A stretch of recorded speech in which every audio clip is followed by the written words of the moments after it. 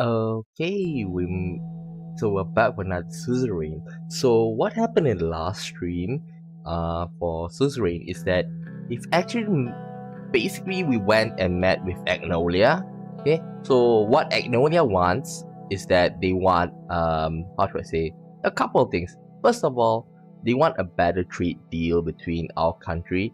Um so first thing is that they want us to buy Agnolian steel with in a higher price. Okay, and also that they want us to sell our agricultural market. In other words, like for us to send our produce to them. Okay, and in return they're gonna spend more investment. Okay, and I kind of like felt I screwed up a little bit. Okay, because the main reason I say that is that I focus too much on like Agnolia, like England. England is like, how should I say this? They are really prospering, and like I shifted from this side here, the economy from this side here, all to this place. So I'm like, without a doubt, this helped us with our relationship with them. But I kind of like right now felt that I should have went for the railway rather than the highway. Okay. If you take a look, it's getting worse. So I'm hoping that later in the future that our economy is getting better, and like it will somehow spread further down south. Okay, that's one thing. And we also met with the leader of Wackland. Basically, in a sense, he's a dictator. Okay, so he's not he doesn't care much about his citizens. Okay, all he cares about is just himself. Okay, he even have a statue of himself. Okay, so he also like doesn't care about human rights. With government pressure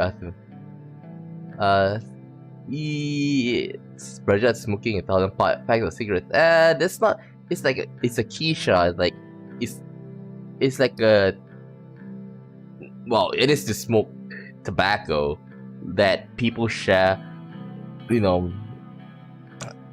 It's those Middle Eastern one, and I do feel like this. Since we want to bring in more, investment. Okay, siding with a country that this will basically violate the human rights of its citizens. It's not gonna look good. Yeah. And I just hope that Voxland. Well, another one thing that Agnolia wanted is that to admit that Helgeland is Agnolia's. But if I do that, I'm definitely gonna be at war with Voxland. And one thing is that Voxland is quite near with the United Cortana, which is the communist superpower. So we might get nukes pointed at us. Yeah, that's one thing. The one that's like from the military side. The economy side that I'm worried is that if you can see this is basically our trade route. Okay, so our sea trade route. So if we get into war with them, they're probably gonna not allow our ships to pass. So like, for example, this part here, probably with the Star port we're gonna be better, but I just hope that if they block our Great Strait, then we're gone. We don't have any much international trade route going on. Now let's check what are the reports. Reform status. The Shanghai reported so far they were able to get 142 signatures behind the proposal. Efforts are underway to increase the support. 150.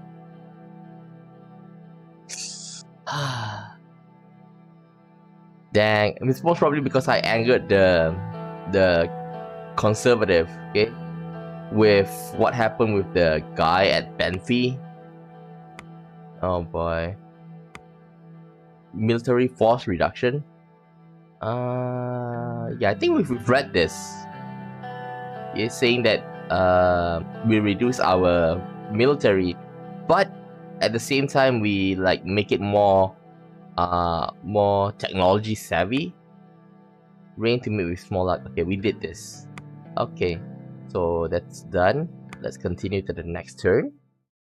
Wealth of nation. Ah, come. Oh, this is scary. This is scary. Wealth of nations. The reason why I'm afraid is our budget is at negative. Please improve on economy. Our economy. Like we were informed by our economists that things are looking worse. The recession is getting bad. Oh boy, let's check. Like human time. Health requires more resources. I did! Latest report coming up from Ministry of Health regarding the current situation and the need for privatization raises serious question about gargantuan scale structural issues of health in Sordland. One part of the report is that the threat of potential epidemic being real stands out in the highlights of the problem of the current voluntary vaccination policy. Minister Benwell has increased his call for more financial resources to be able to make more changes to to welfare within one term to cover essential issues like epidemic prevention. The report on the potential effects of privatization also include the downside of what damage private interests could do inside the health system of healthcare. However, Ministry pointed out a small scale implementation. The one it proposes would be able to deliver efficient results.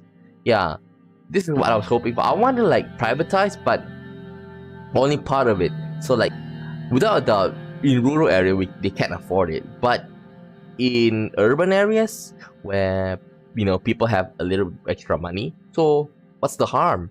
It kind of like frees up our government hospitals. So that's one thing. Like, one thing about my country, Malaysia, is that for now, but I'm not exactly certain if they trust us yet. Well, the problem is that, well, without a doubt, the first thing first is Rumberg. Okay, they are imminent threat. Okay, so if we don't bolster our military defenses, they might just come and and invade us. So that's why I'm very looking forward to form a pact with Magnolia. Okay, so that's why, like, even if I lost some of my budget, like it's worth it in terms of like military wise. Okay, and also the next thing that worries me is Wackland. Okay, even though that we kind of had a good relationship, but since this guy's a dictator, he can just like with a snap of a finger like turn on us. Okay, and I think, and the next one that I'm worried is that since we are gonna be with good terms with Magnolia, Voxland is gonna like find reasons to like be hostile towards us. So it's like a lot of trouble. Oh boy, left and right. Before that, let's check out the report here. Van Houten wins elections. General election held in Magnolia resulted in victory of Nurist Democratic Unit of Magnolia for the second time, with its leader Marty Van Houten continuing his duties as Prime Minister. I think like our visit there somehow like affected him, because like he managed to get the trade deal passed. So I was like wondering if we don't agree to his like basically swap all of his proposals down, I wonder, would he still be the Prime Minister? Let's check the red article. The hidden power of man in uniform. God, radical! No political leader in Sordland can survive in office without some support of the general staff. President Arthur Whiskey was a leader who learned this lesson the hard way. 1937, a military coup brought an end to his short time as a president, and later President Alfonso became a target of the alleged conspiracy of the Old Guard, who are known to be very close to the General Staff of the Swedish Armed Forces. Nowadays, fewer officers assume the role of political leaders. Military influence continues to have major repercussions in politics across Eastern Mokopa. According to a report by the Alliance of Nations, Sordland has one of the most influential militaries in the region, coming just behind Westland, where the actions of the general indicate serious military interference in politics. Not really. Well, they do have a little bit of influence.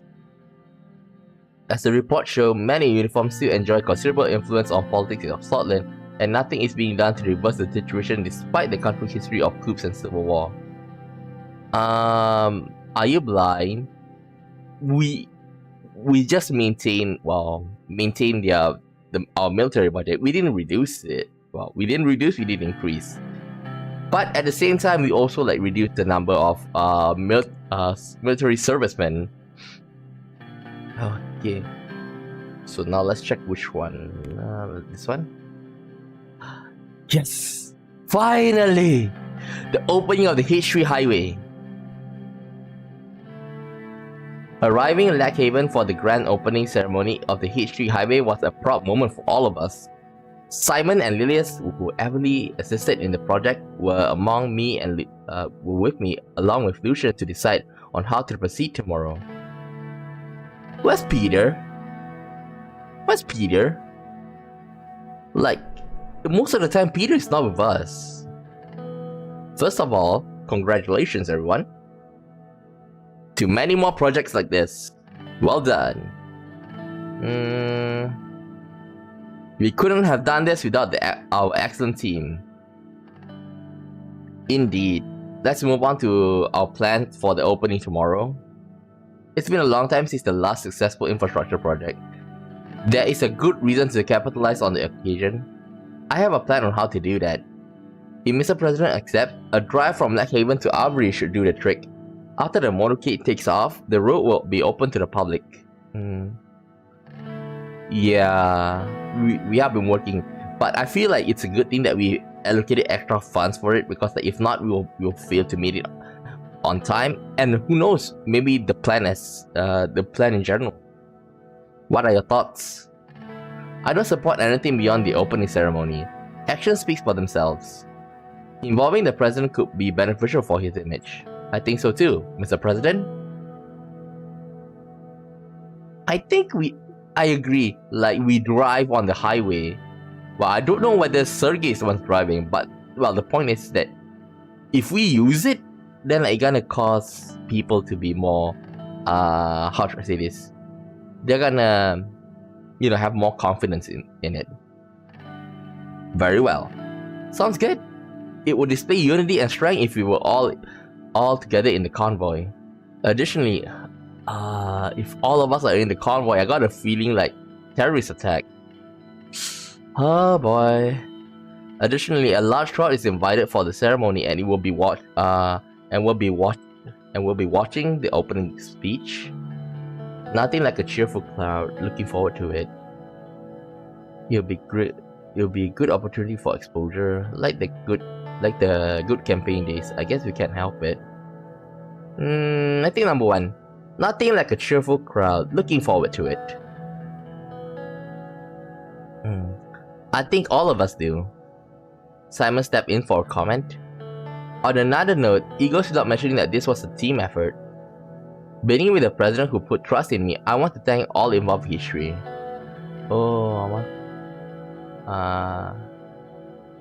The stream. Okay. Simon, you deserve a lot of credit. After all, it was you who came out with the project.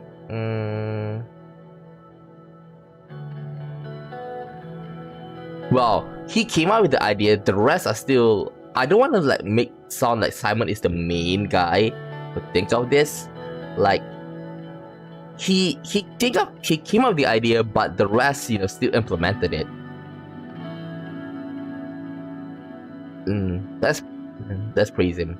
Finally, people got what they wanted a long time. I like Lilius because she thinks of the people, but I don't like her because she's very, like old-minded.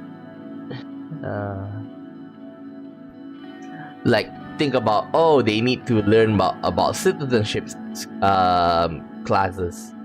But the thing is that we saw what happened with the full extent of that effect with the school that we visited, that boys and girls, they are separated by gender, and the girl is not allowed to take the science classes and stuff. So that's why I don't agree with her. Without that, I like her passion, but I hate her mindset. We will need to show our best face tomorrow. I make sure that our focus on improving business and logistics is relayed to wherever necessary. Alright then, we have a lot of work to do tomorrow. See you in the morning. See you at the ceremony. What are the chances there? What are the chances of people getting assassinated at this point? I do think that it is like I do think it is quite. I'm just worried that there's going to be like a bombing. As you know, early on we have terrorist threat. Ever since we like banned the young swords and the red youth, we somehow managed to calm down the political violence, although at the cost of being called as a dictator. But I think like the people in the middle, because like I say, both of them, they are on opposite extremes, okay? And the people who are suffering is the middle, not to mention the police officers. So I think like we may lose support from the hardcores, but at least the people in the middle are safe, and that's the most important part. If we lost the support of the people in the middle, like there's no way that we can maintain power in the next term. The team left, leaving the rest of the evening to prepare for the big day tomorrow. The next day, a stage had been erected next to the entrance of the highway in the downtown. Downtown kind of scares me, a bit. The calm and warm weather created a positive mood in the usually breezy Lake Haven. The crowd was large, but still smaller than some rallies due to the strong PFJP presence here. We began towards the stage as the excitement was growing. Signalation to begin the ceremony. We were all ready to begin the ceremony. I gave the green light and the opening address began. I thought we were going to drive, then the opening ceremony. Brothers and sisters of Sordland, I welcome you, like Haveners today, as a proud servant of this country. Lucian's voice echoed in the square next to the highway. Hundreds of Sordland and the USB flags began to wave as the cheers intensified. Without further ado, I invite President of Sordland to the stage. Move up to the stage. To address the crowd, the press were taking dozens of pictures. This is not only for Black Havens. Citizen sounds like I'm like, without a doubt, I'm on top, but we are not like as brothers, I think I'd say people of Sordland, welcome to the opening ceremony of H3 Highway. But people of Sordland sounds like people of Sordland sounds like I'm a foreign power. Boy. Okay. Let's just stop thinking about it too much. Use people of Sordland. Like the whole Lake Haven, because Lake Haven, okay, think we're in Lake Haven without a doubt, but it's going to sound like we are very we are only focused on the people in Lake Haven. Remember, it's connected to Agniland, okay, and Agniland has the Agni swordish, in other words, they have mixed background. Because if we say just Lake Haven, I feel like those people might feel like a bit sidelined. So like because they're minority and stuff. And besides, remember that since we relax our... Oh no! Now that I've mentioned it, I kind of screwed up. Think about it. It's that we do have like immigrants. We have relaxed immigration policy. If I just say people of Sordland, then like those people are gonna feel like, oh, this is only for Swordish people. I should just use citizens. Ah, boy. Sure, think about it through. Oh well. The chanting from the crowd continued. At the beginning, we promised jobs and opportunity. We kept our promise. Trust me, our work is far from over. This project is at the beginning of good tidings.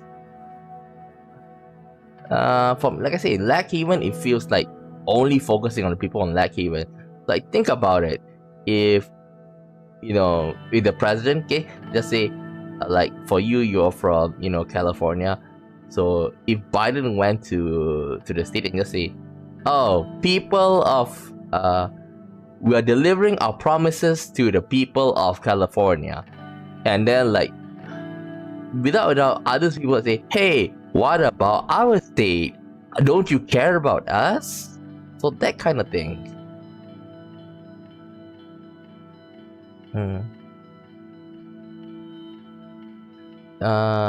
The aim of the history to improve logistics to aid business to create economic growth in East Nargis and England. Without doubt, this is my main purpose. Logistics and aid business to create a growth in East Nargis and England. This is the point. But like sugarcoat it and say 2 is better. Our intention with the H3 was to serve the citizens who were having a hard time traveling between Lackhaven and Arbery. Like this one is more to business. This one's more to the people. This highway brings down travel time by half. Traveling between Lackhaven and Arbery is now faster and more comfortable. I think number 2 is better. The highway brings thousands of new jobs. Many unemployed citizens have benefit and will benefit from the path of the highway. This one is easy. None of this would be possible without my colleague over here, with the sound advice of the Minister of the Interior, Leader's Graph. No, I don't want to promote her too much, because she's, like I say, like we agree, she's a traditionalist. Like, I took time. This sounds too much of a jerk. I took time off from my duties to personally manage the project. Oh, okay, now that I think about it, this sounds like we are more hands-on, but also at the same time arrogant. We have to thank the mind behind the highway project for it all. The esteemed Minister of Economy and Tech, Simon Hall. Please come over here. If Lilius is not a traditionalist,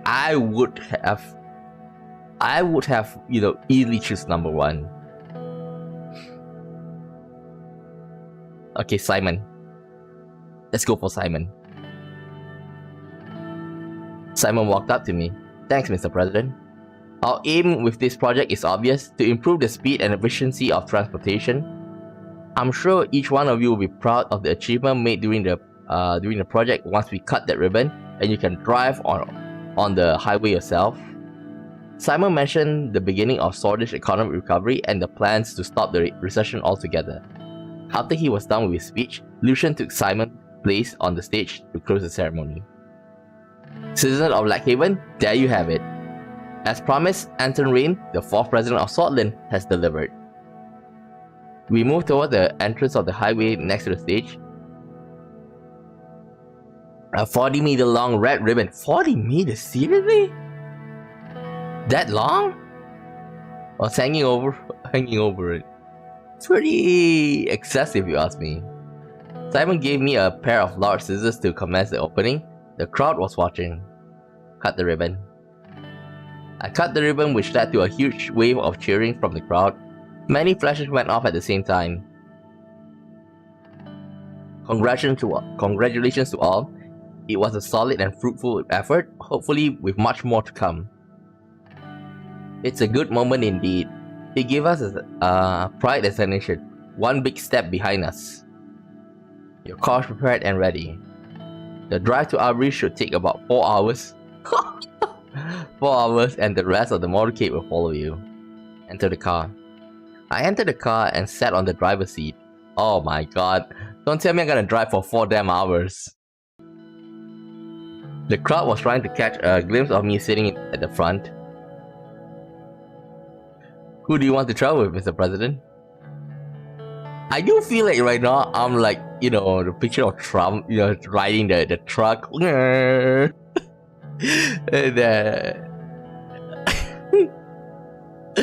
Oh god. Lucian, I want Simon to be the lead. This is like who should be like, who do I trust the most? Lucian. You would be my preference. Thank you, Mr. President. It will be a good journey to talk about the reform and our efforts to pass both the Assembly and the Court. As we began driving out of the opening ceremony area and into the new highway, the media took pictures of me and Lucian, who looked serious. The new highway was in the pristine condition and quality. It was the best driving experience one could have nowadays, while providing the best traction and least noise. I think this one is the fact that we chose Taurus Holding. Okay, remember Taurus Holding is the tech-savvy one. Okay, and like they use cutting-edge technology. Like the SSE, Sordland State Company, like they are outdated, and I think like here, this is what I assume, that they say that the road is a bit uneven, and the last one is the corrupted one. I forgot what its name. Okay, and probably it's like gonna be a lot of potholes. After the relaxing 4-hour drive to Aubrey, we were welcomed by celebratory Susan and Eric Niel. The highway officially opened to the public, and thousands began utilizing it as soon as we left the area.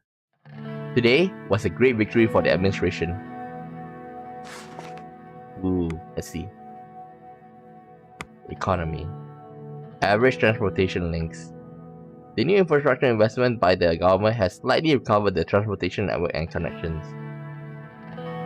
Well, I'm hoping that this will like trucks and, you know, land-based logistics will be greatly improved. Oh shit. Our current situation, everything is negative. For law, yeah, well, this is just in the gray area. Economy, stimulus check distributed, consistent economy. Well, experienced generals. Improved working condition, good urban institution, modernized education techniques. Order. Nationwide, good. Nationwide protest quelled. Diplomacy. Influential OMAC member. Many economic experts of the founding OMAC members were Swedish descent, thus Sordland is a key member. Experienced diplomat. I think this is because David Whiskey, the guy, it says that David Whiskey he had been working as a diplomat for like 20 years or so. Well, let's check call supports. President Rayne opened History Highway. Driven his own car on the new highway for the first time. The History Highway is expected to boost the output of England region, and it has been happily welcomed by its citizens. Okay. Oh, there's a lot. Privatization plan proposal. Okay, health. Okay, Ministry of Health privatization. Ministry of Justice files Urson v. Sordland concurrence. Okay, I think I need to read this. Reviewed Urson v. Sordland case and put forward its concurrent opinion before sending the dispute to the Supreme Court. The Vice Minister of Justice have came forward agreeing with the case of Ishbal Urson and pointed out that a majority court dissent would do disservice to the legal precedents of the future constitutional right cases. The case is now in the hands of the Supreme Court. General Staff gathers.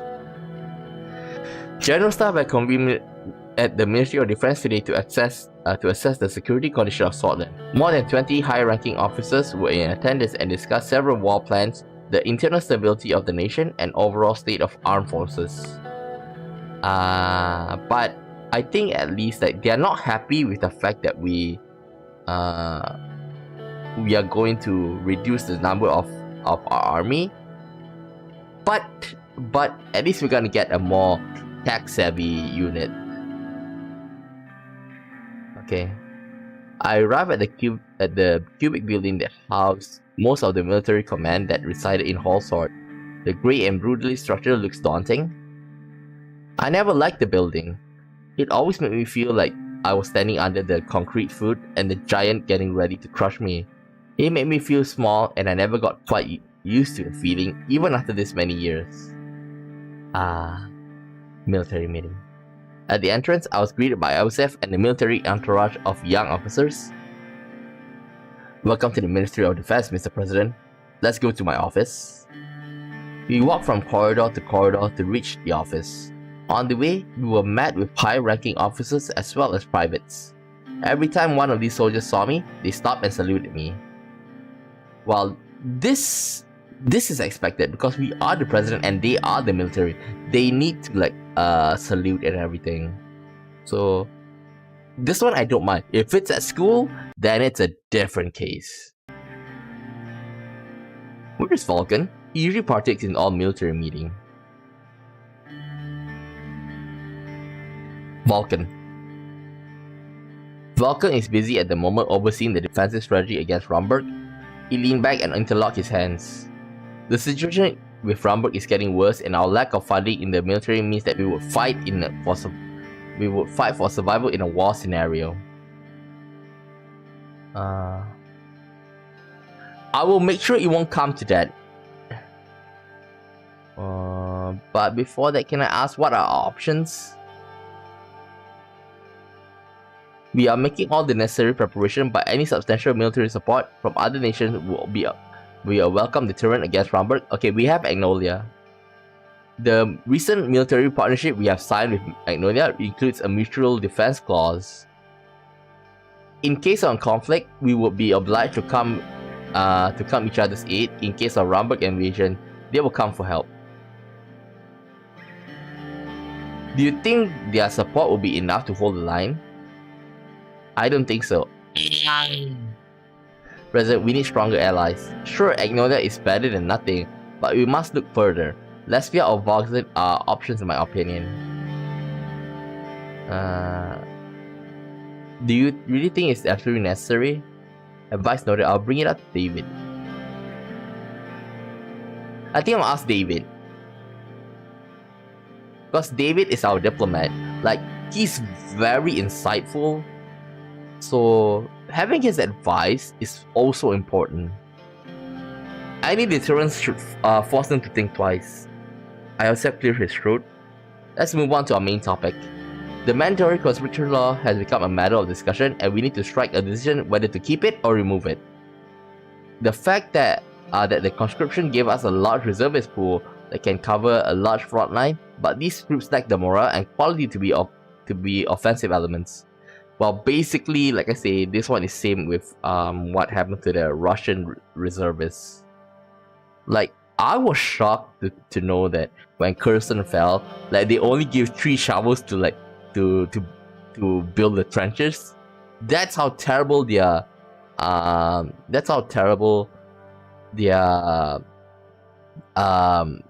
funding is.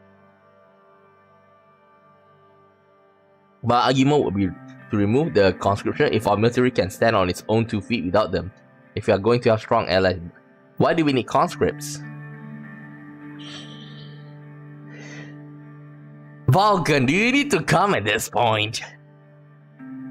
A strong knock on the door was heard, and the chief of the armed forces, Vulcan Kruger, walked in quickly with a frown. What is the meaning of this, Iosef? Why haven't I been invited? What is going on here? Uh-oh. Uh-oh. Uh-oh. That's what I'm wondering. What's Vulcan? Oh god.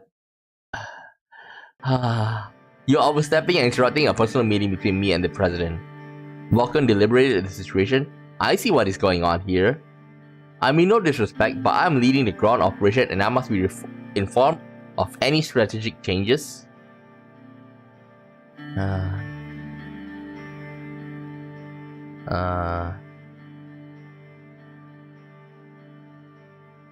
Okay. I don't want him to, like... I just want his input. He's not gonna affect me much. So I'm just gonna ask... Like, just gonna say, Vulcan has a point. The military needs to be on the same page on any changes. Thank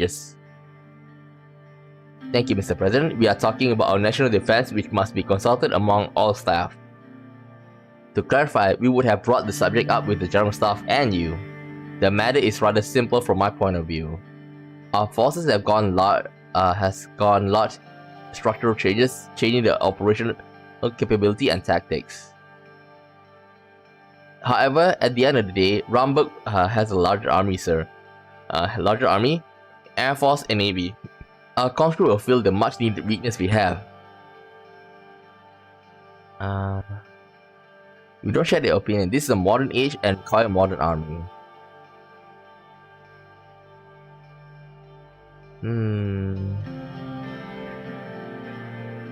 I feel like it's either 2 or 3. We don't share the same opinion.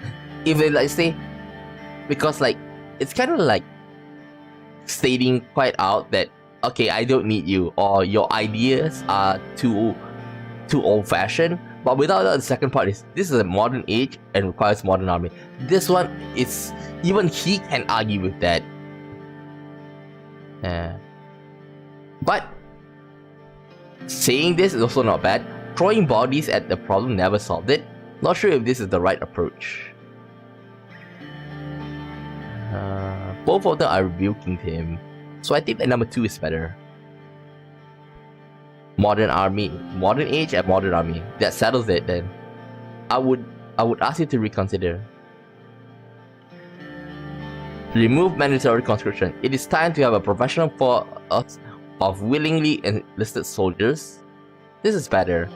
Like, I would also add in, if that's the case, then like maybe we can improve like the salary or the working condition of our soldiers. That way, I think even he will have to agree.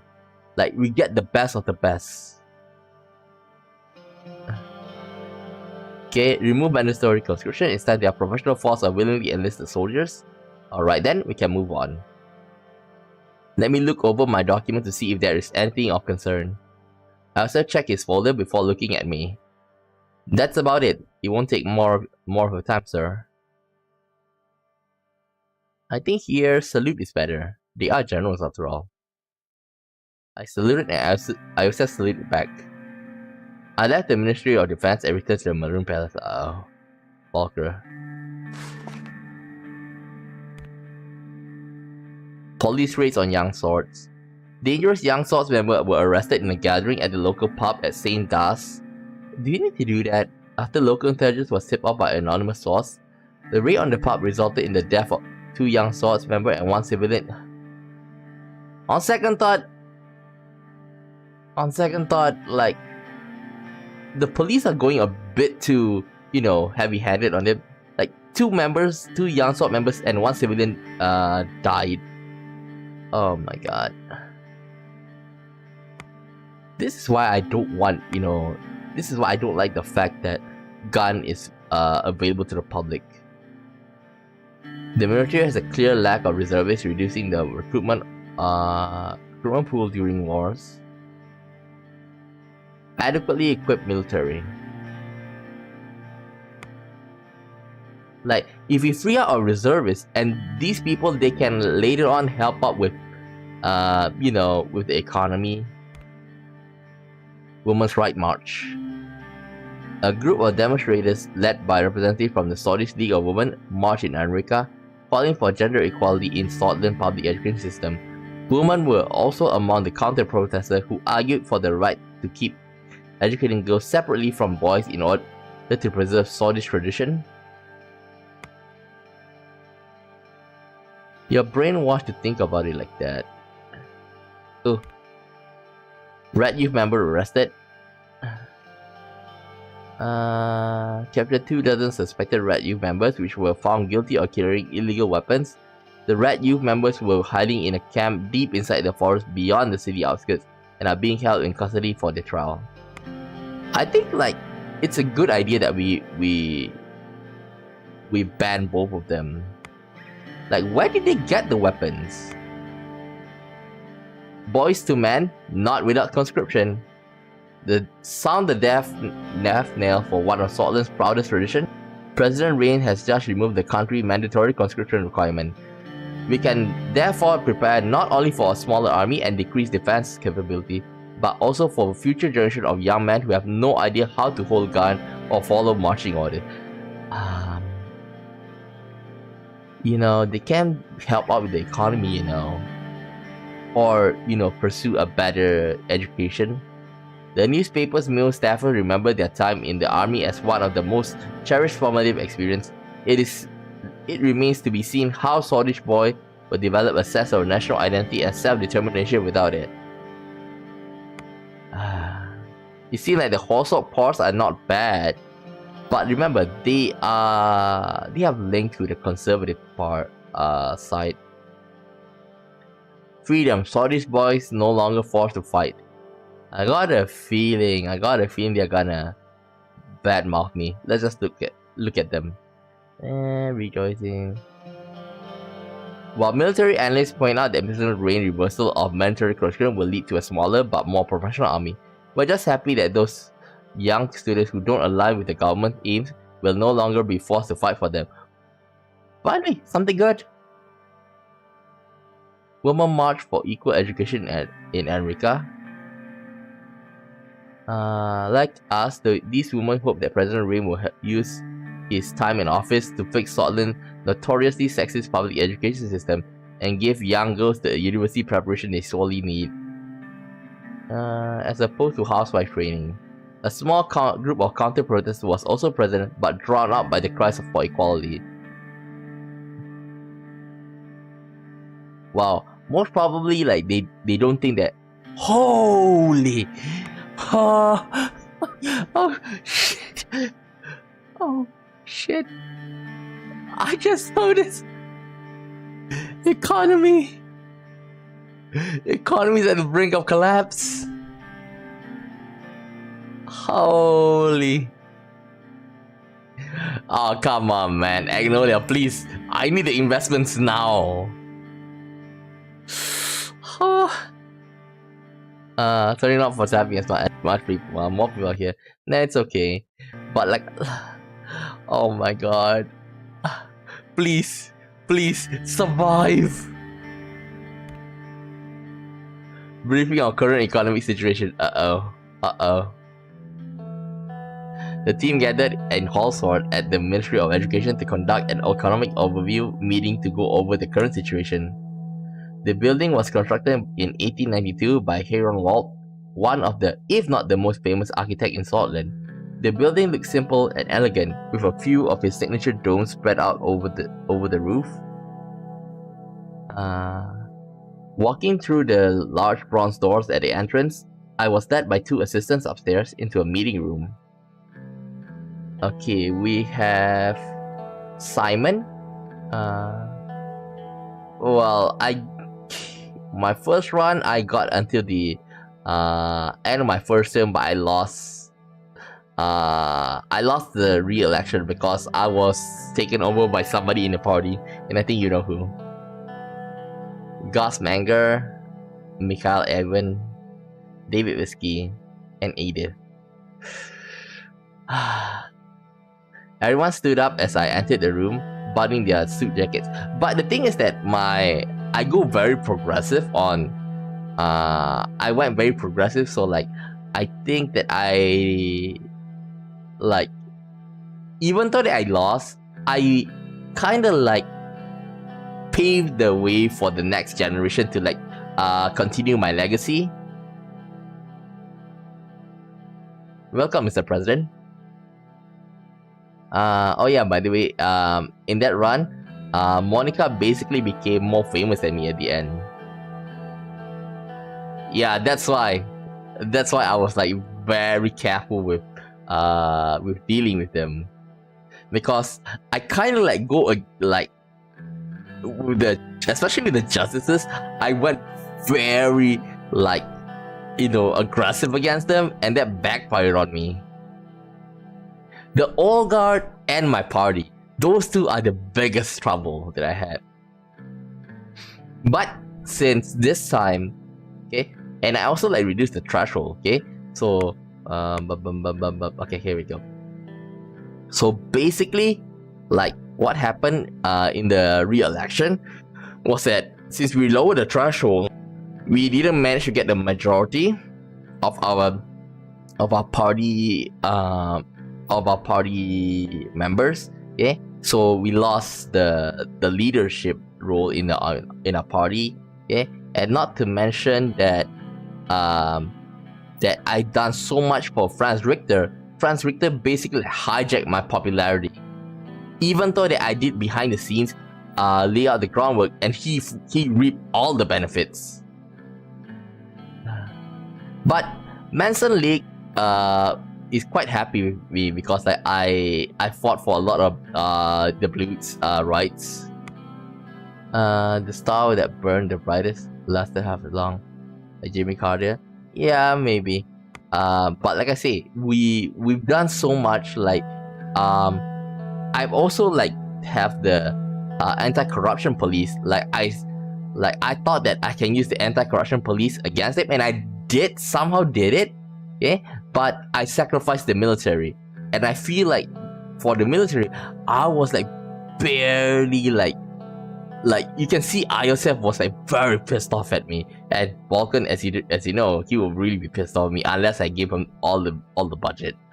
So it was hell. It was hell. Welcome, Mr. President. Please take your seats. Everyone took their seats. As you all know, today we'll go over the economic status. Let's begin without any further ado. When are we gonna get our budget back? How are we doing in terms of infrastructure? The success of the first infrastructure project is already showing a positive effect on the economy. Yep, by somebody in our party. And something else. I think even you like, holy shit, that happened? So yeah. By the way, you know who I'm talking about.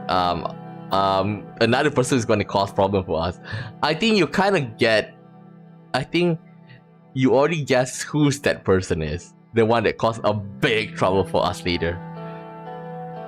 Another person. It's not backstab, but without a doubt. Remember that we had a deal with the one of the media guys. Okay, one of the media guys. That guy is key, like to manage the thing. You'll see later. It will come out not long after this. Well, maybe next stream or the following stream, something like that. Because that thing is huge. That's like our big scandal. The success of the first infrastructure project is already showing a positive effect on the economy. Mikhail started grinning as he leaned forward. Thanks to the highway, economic growth is returning to England. We are expecting new investment and jobs in the region.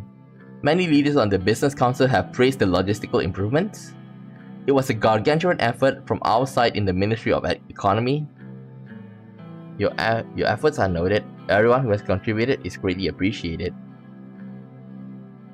Positive results show that we are on the right path towards economic growth. We can do much more to improve the economy, and we will because our work is far from over. You're correct. The subjects of tax reform and many more await future debate.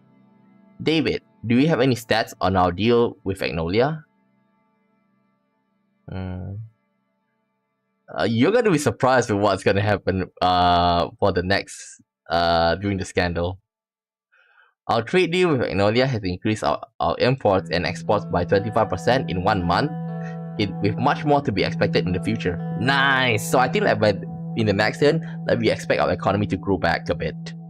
But higher prices of Magnolian steel didn't result much.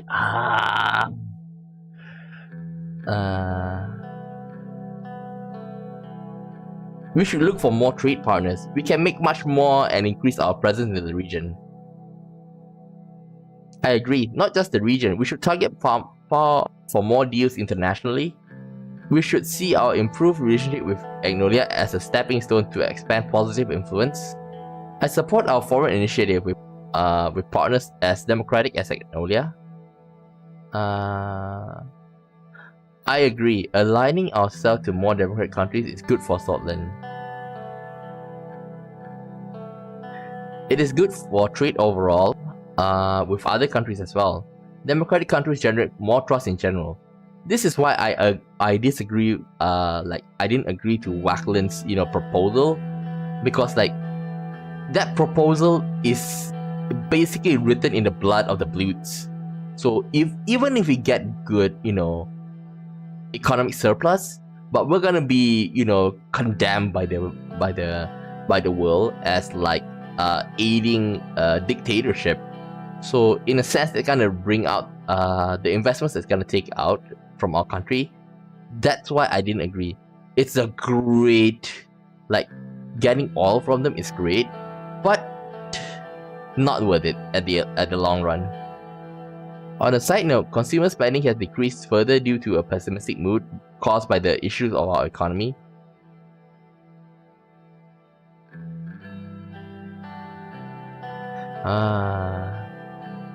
I'm confident we will turn this mood around with adaptive projects and solutions.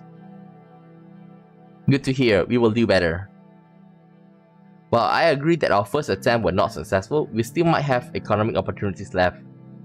It isn't good for our reputation, as the people expected quick solution. We are running out of time. Simon checked his large dossier. Sadly, our budget reserves don't look good. You can say that again. We will need to look into whatever we can to increase the budget we have. What can we do about it? I formulate a plan and present you the next steps. As per latest data, unfortunately the recession seems to be lingering. No matter the cost, we will have to increase the economic development rate. Otherwise, I am sad to say that we will be doomed. We need to use the opportunities that are shown.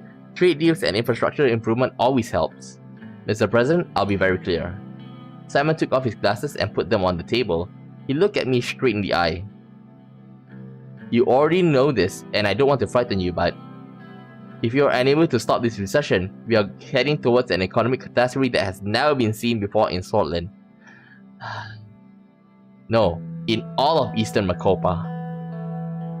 I can't even begin to imagine how we could survive that. None of us want to see a Swedish people starve while the state is unable to provide for its citizens.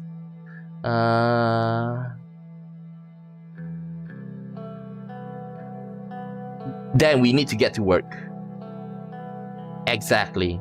I think now there is no other choice. We have to privatize the health industry.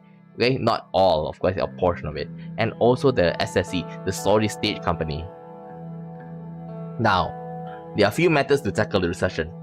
Our debt situation is awfully bad, and I heavily advise against further expenditures. However, I still present new projects and leave the decision up to you, Mr. President.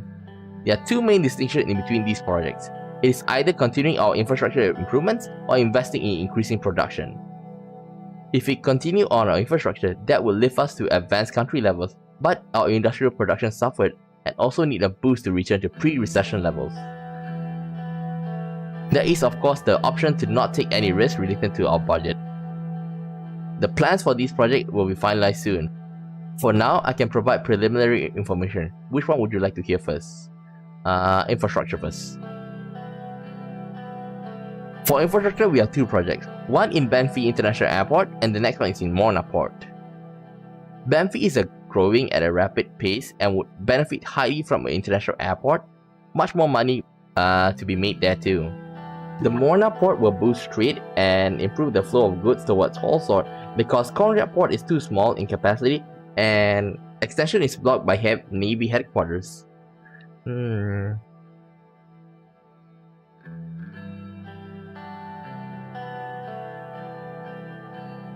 Okay, if you ask me, like, I don't know whether I can do both. Like they say, infrastructure and what is it? Like industry. Like if I want to go for Morna, okay, like the port city, without a doubt, I need industry to back it up because what's the point of having a port but nothing to ship? So that is also one thing.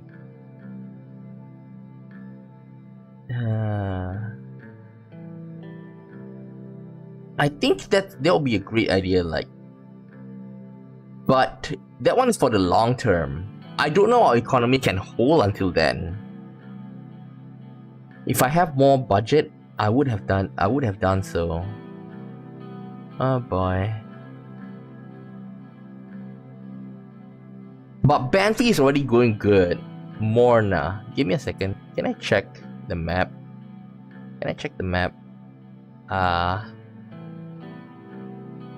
I think Morna is somewhere around here, right? This side. Like, this side is doing well. The problem is this side over here. Banfi, if I remember, is this one here. Let's go for Morna. I don't think investing in Morna with a port would do much to change our economic prospects. Goods are flowing from other places just as fast. Increase imports and exports on more accessible path to Horsel is very lucrative in my opinion. Time is money. I agree with Edith. The Morna port will mean a great deal to our trade and improvement of the economy of the Lauren region as well. Lauren. Where's Lauren? Lauren here. In this case, I feel like I should have asked for the Banfi airport.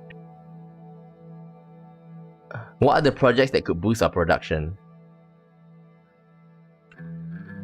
For production, we have two projects. One in Sarna Agricultural Zone and another in Conrad Industrial City. I see the Sarna Agricultural Zone investment as a higher priority due to the fact that farmers in Bergia were the most hit by the recession. Sarna is a much more poorer city than Conrad. The Conrad Industrial City project has the potential to increase the manufacturing of the greater Holsort region by a large amount.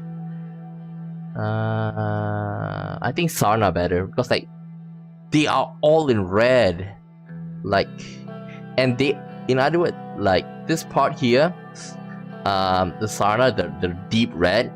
I'm afraid that it's gonna be, if I don't invest anything on them, they are gonna be in a much more, how should I say this? Sarna is gonna be a breeding ground for like extremists. But I should go with Sarna. It deserves any investment it can get from the government. The recession has hit the farmers in Sarna particularly hard. Besides, the agricultural output would boost our economy. Not to mention that Agnolia wants our agriculture as well. The investment won't be able to recover the industry there.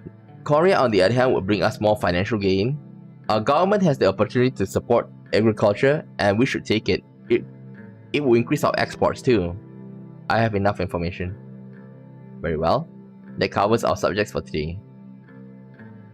I have a couple of more economy-related questions. How strong is our currency? currency health was improving post-election, but has unfortunately because of budget. She did say that budget affects it, but there are no losses in comparison to pre-election levels. Inflation has dropped by 2 percentage points. Mikhail, what's the mood at the National Business Council? The business leaders in the council are nervous about the lack of tangible economic improvements in the country. They are holding on to their investment until they feel it's safe to invest their reserve in new hires or branches. David, what can we expect in terms of our trade situation? Our success in reaching a trade deal has boosted our position as regional trade route and increased the likelihood of potential trade partners. We have imported and exported more across the board with all the countries except Rumberg. Thank you for the information. That concludes the meeting. Have a good day all. Goodbye. Until next time. See you soon. The meeting ended. I really hope that the highway is gonna pay dividends. Like, logically you would be thinking like since there's going to be more trade from Acme land, it's gonna travel back to the capital.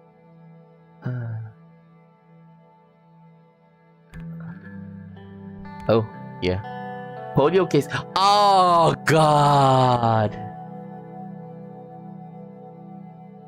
polio cases discovered in rural Suzerain. Reports from our borders to cities indicated that polio outbreak in Wackland has been moving towards Sordland. Specifically, there has been a sharp increase in cases in rural Suzerain and nearby villages. Health professionals have been dispatched to curb the infections by quarantining the patients. There are currently 23 active cases in Sordland.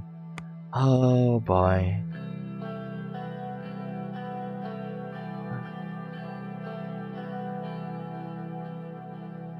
Let's read. PM Van Hoenen warns about Voxlandian presence. Increasing naval presence in Voxland in the Marken Sea. He showed his wishes to have a stronger naval cooperation with Sordland in the future. I wish that we can talk to the diplomat in Falkland. Household post. Housewife march to defend Swordist tradition.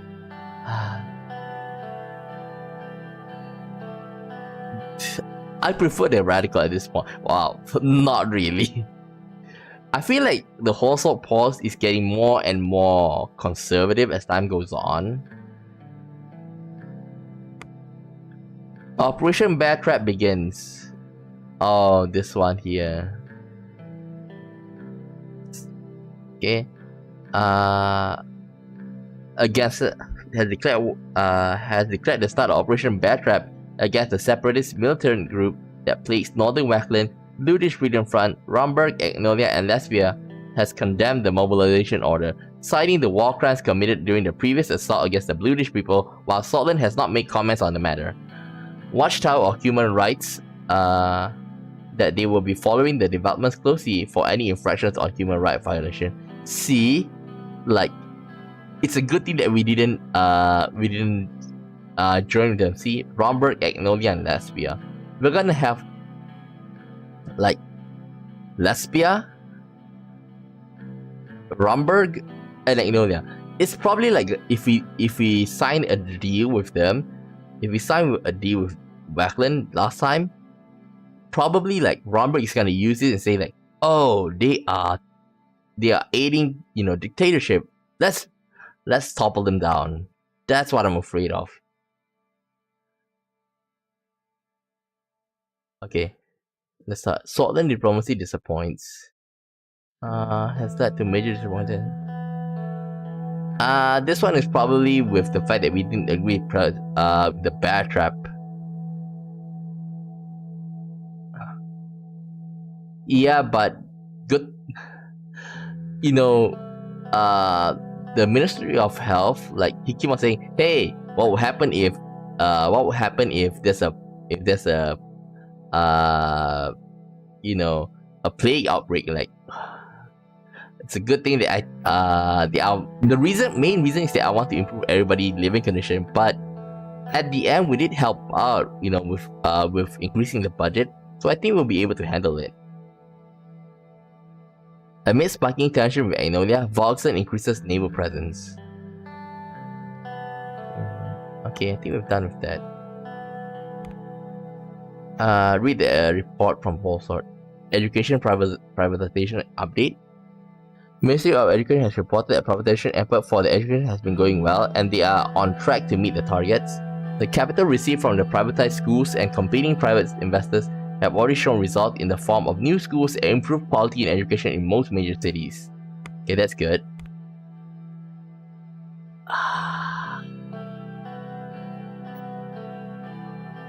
Investments in mega projects. I want to invest! But our budget still haven't recovered.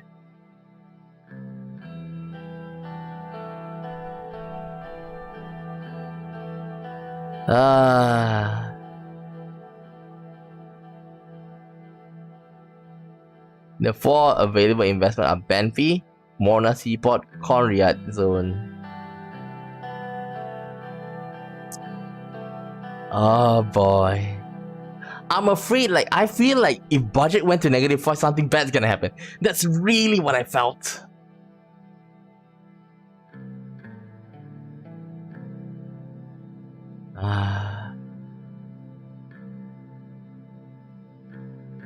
But if it's like the saying, spend money to make money.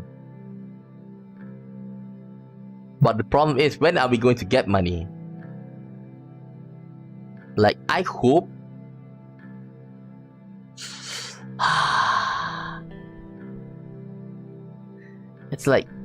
It's been 2 years. We didn't even gain anything back. I was expecting at least gain 1 or 2 regenerate by then, because it's been 2 years since we started becoming the president. And we're relying on the budget same as before.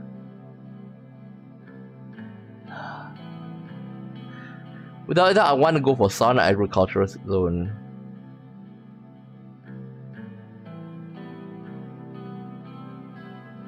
This is hell, but let's go for it. I don't wanna. I know. -5.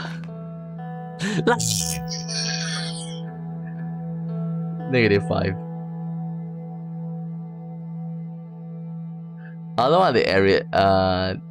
Well, the highway took 2 years, and remember, that this is agricultural, so at the very least, it will take at least a year for it to bear fruit. Budget allocation of healthcare. Okay, I'm gonna privatize. I was having my afternoon tea in my office and going through the newspapers. One of the headlines piqued my interest. It read polio cases in Wackland. Before I could start reading, I heard a couple of knocks. Pascal entered, followed by Lucian. Mr. President, it's time for the scheduled healthcare meeting. Good afternoon.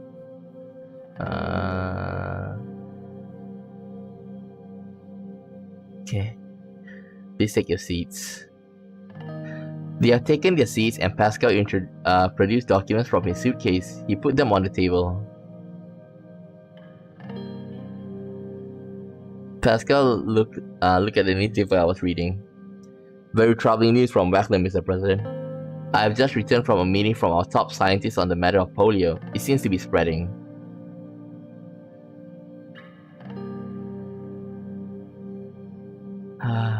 What are we doing to prepare? Just ask what are we doing to prepare. We have notified all of our healthcare staff, especially the ones closer to the Wackland border. Fortunately, there are also more rural areas where we lack equipment and staff. What I was told by our researchers was that with the current infection rate, there will soon be millions of people affected by the polio. We need to be ready for any possibilities. I doubt it is that serious yet. Regardless, back to the topic, Mr. Bennywall. Pascal put on his reading glasses and went through the documents. He didn't say anything for a whole minute. Mr. Bennywall? Yes, of course. Let's start. He put the papers down, cleared his throat, and looked at me. In general, I'm very content with the budget decision that was made. This counts as a very pleasant surprise that we all welcome at the ministry. Well, this is the 1950s, so like if I'm wrong, polio doesn't have like forget about cures, like maybe like a treatment method for it. The overall mood has been positive as the administration can focus more on healthcare. I'm excited what we can achieve with the allocated funds.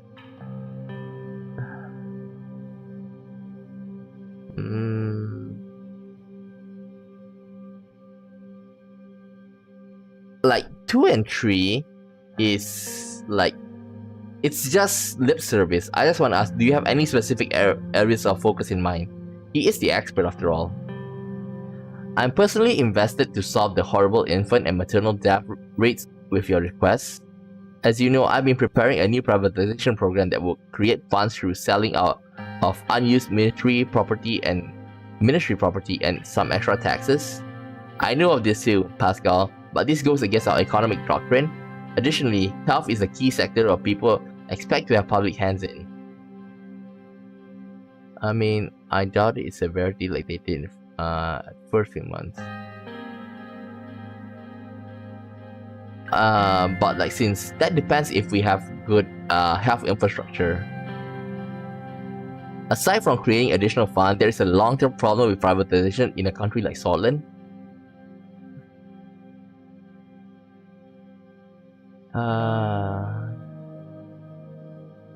Let's ask what are the problems, okay? We don't lean first, just ask their opinions first. People are already lacking proper healthcare, even though it is free. What happens when you privatize? Prices increase and as state hospital close due to sale.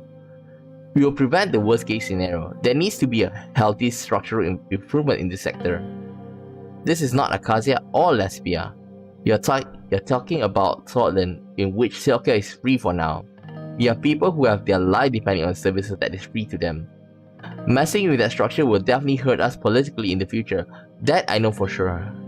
But the choice is yours, Mr. President.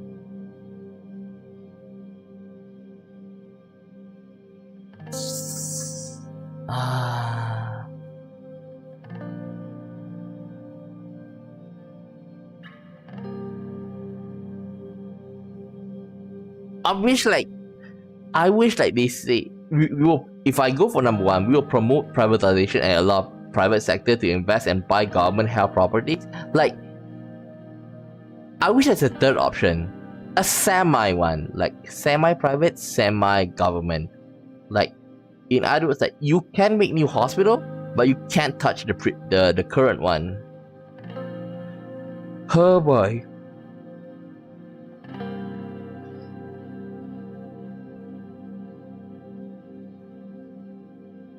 Okay, we'll keep healthcare service in state control.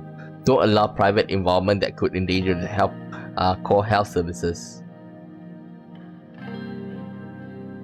As you wish, the health service shall remain in public hands. Dang it. Good choice. Now, let's get to the big question of how we will spend the extra funds dedicated to the Ministry of Health. Suggestions? We have 3 options to use the majority of funds on. We can build new hospitals where needed, we can spend money on increasing salaries for health workers, or we can spend money to improve existing treatment in rural areas. New hospital popularity. Salaries.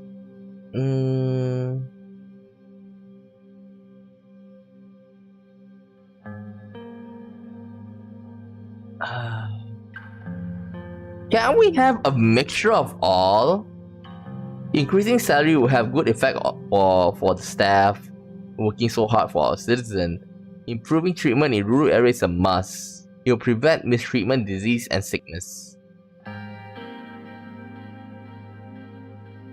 I think the more effective one is number 3. Improving treatment in rural areas is a must. It will prevent mistreatments, disease, and sickness. Our rural clinics are old, ill-equipped, and understaffed, which cause a huge urban and rural disparity. It is one of the causes of maternal death and other sickness which I want to solve within this term. The report has shown that minor epidemics are spreading in certain areas. Yeah. So yeah, that's the thing. Like I do, if like I say, my idea of privatization is that if it's in the major cities, then go ahead. Then it's okay. It's if it's in the major cities, it'll be fine because like they have the money. So go ahead. But since we can't, since we don't have that choice, well, we're stuck. But I do think that my move to privatize the education system is good. Due to all facilities and with a lack of hygiene and equipment, I believe improving treatment in rural areas should be our focus, Mr. President. It would be best to consider the political advantage of each one, as well as practical advantage before making a decision. Few minutes went by in contemplation as the moment to make a decision came near. I think number 3 is the best. Even Pascal agreed with that. Improve rural treatment. New contracts and improvement will be drawn up immediately. That is all then. Very well. Fruitful meeting nevertheless. Nice and short. Thank you for the meeting. Pascal gathered the document and left along with Lucian. Okay. Urson v. Sordland case. Okay, the lawyer and Bluish civil rights activist Ishval Urson sued their municipality led by Felix Braun for infringement of constitutional rights of equality before the law. The case questioned the separate legal treatment of Bluish in Dare, and by extension the whole of Bergia. Felix Braun. Politician who has been serving as the governor of Bergia since 1946, member of USP, best known for his nationalist. Felix Braun. Basically, he's an enemy. He's our enemy. Oh well. Let's check news. Radical. Ishmael Olsen is right. Okay. The one that we tried just now. Thousand protest the new governor of Helgeland. Took the to protest the Agnolian government increasing control over Helgeland administration following the appointment of a new governor. Oh my god. Demonstrators protested the Agnolian government decision to appoint a governor from the Agnolian mainland without holding any local election on the island. Voxlandian leader Chancellor Hegel was quick to condemn this decision. Majority of the residents of the island still claim Volk heritage or have Voxlandia ancestry. Experts say that the increasing tension between Agnolia and Voxland prompted Agnolian authorities to make this decision with an aim to increase their control over the island. Okay. Now, with that, I want... It's very undemocratic, you know, for them to just appoint a governor just like that.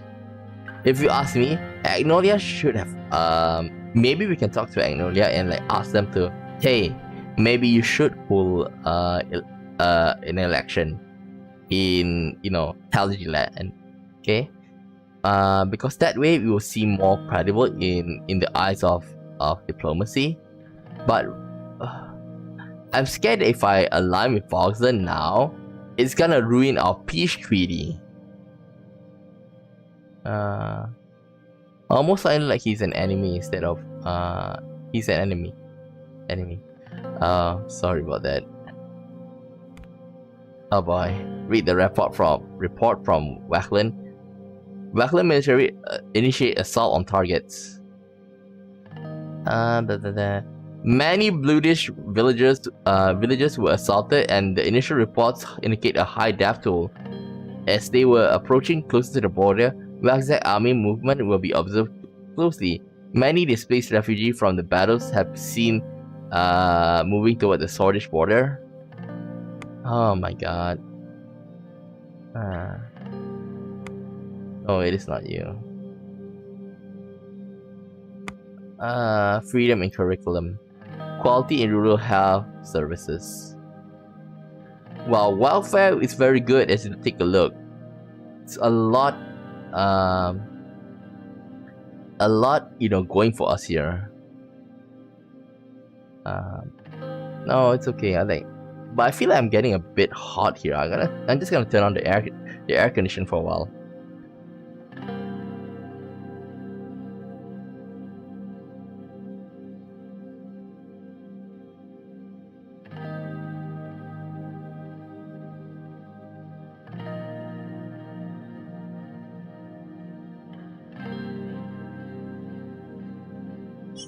I turn on the air condition. It's getting a bit hot, and I feel like my hands are getting a bit sweaty.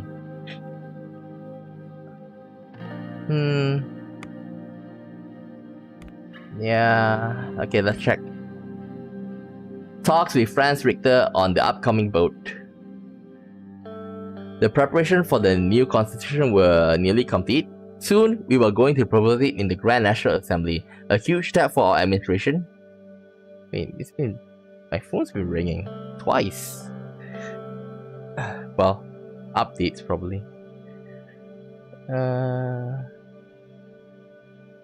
Wait, let me double check.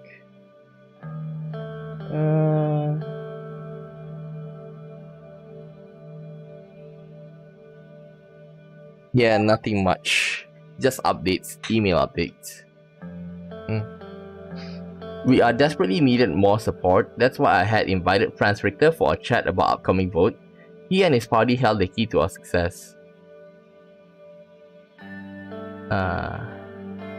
40 degrees Celsius or Fahrenheit? I assume it's Fahrenheit. Like right now, it's starting to get like flood season because with the non-stop rain. From time basically like unusual, like maybe you get like once or twice rain per week, okay, but now it feels like maybe four or five times. Okay, I'm not saying like the number of days is like maybe like a short rain drizzle or something like that.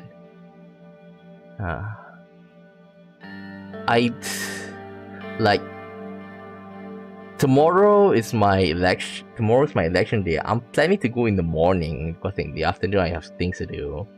Well, of course I have stream as well, but I'll go before the stream. I may have to delay the Persona 5 stream a bit, but that depends on the weather. If it rains in the morning, then I'll postpone it to the afternoon. I'll try to make it because I got things to do after that. We met at the presidential office at the end of the day. He arrived in his signature navy blue suit and handed me a box of famous Acadian chocolate before settling down on the couch.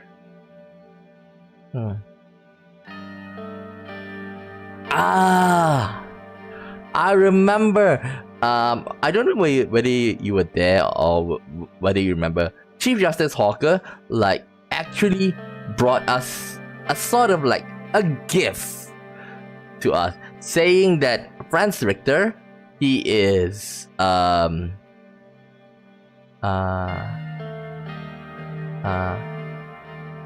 Richter here is he's basically like accused of being a spy because like he traveled to Acacia, Lesbia, without going through the proper channel. In other words, he flew in a private jet.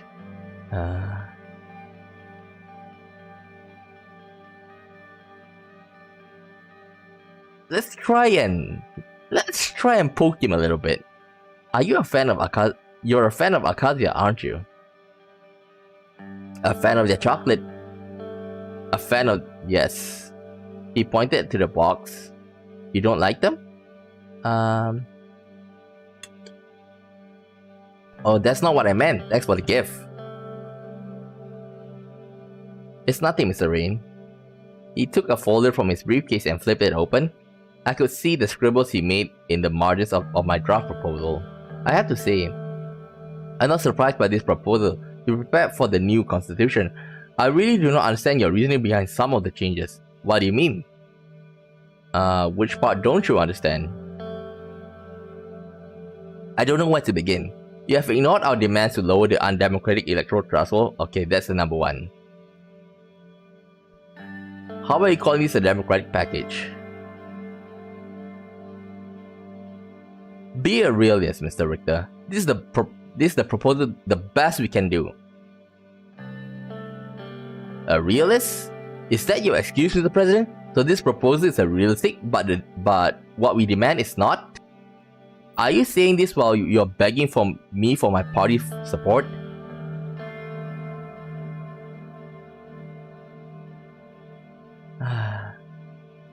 Like, I would say that,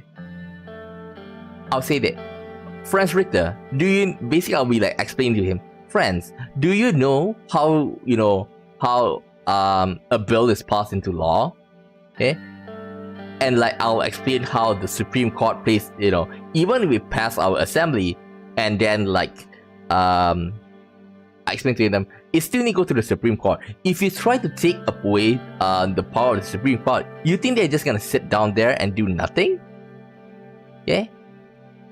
Like, you can scream, you can throw a tantrum all you want, but point is, the bill is not gonna get passed.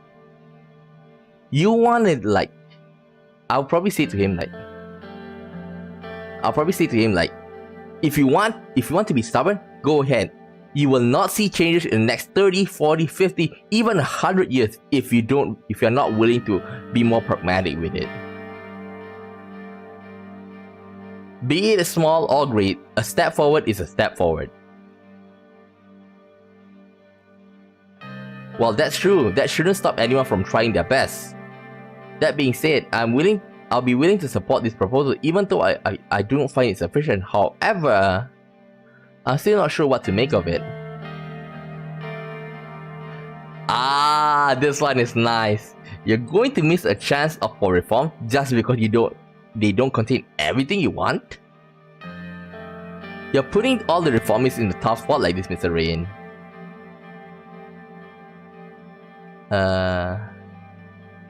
Yeah, I think later on we can poke him with the spy thing. I'm sure it was to persuade your party to support this proposal, but this is what happened when you expect the USP to bring change. Don't expect me to sympathize with you. Not only have you minimized the potential of the reform, you're taking the spotlight away from the PFJP, who campaigned for these reforms for years. This is why like I don't want to like give everything, follow all his reforms, but at the same time, the reforms that we made is based on pragmatic. You better have something else to offer. Oh, is the idealist reformist asking for a bribe?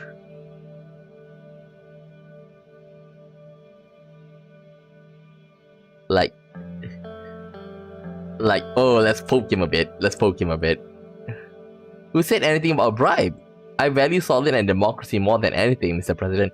And I also have to look out for myself and my party. So you can look out for yourself and your party? I can't do it for myself? Surely you understand. Oh, double standard bastard. Right, he was pointing like, this is what you expect from the USP who are trying to make changes. And see what he's pointing out here? This bastard. And I clearly do not. The first bill you signed effectively removed all other parties from funding. You are hijacking the election from the very start. How can we trust you now?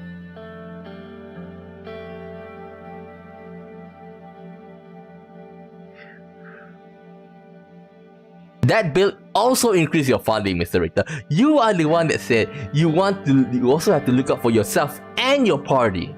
My god, this asshole.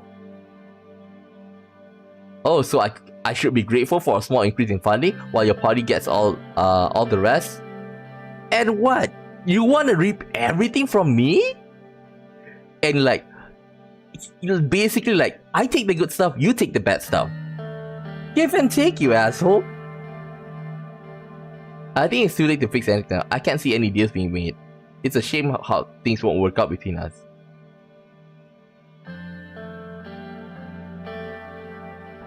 I can try give you a cabinet position. Are you joking?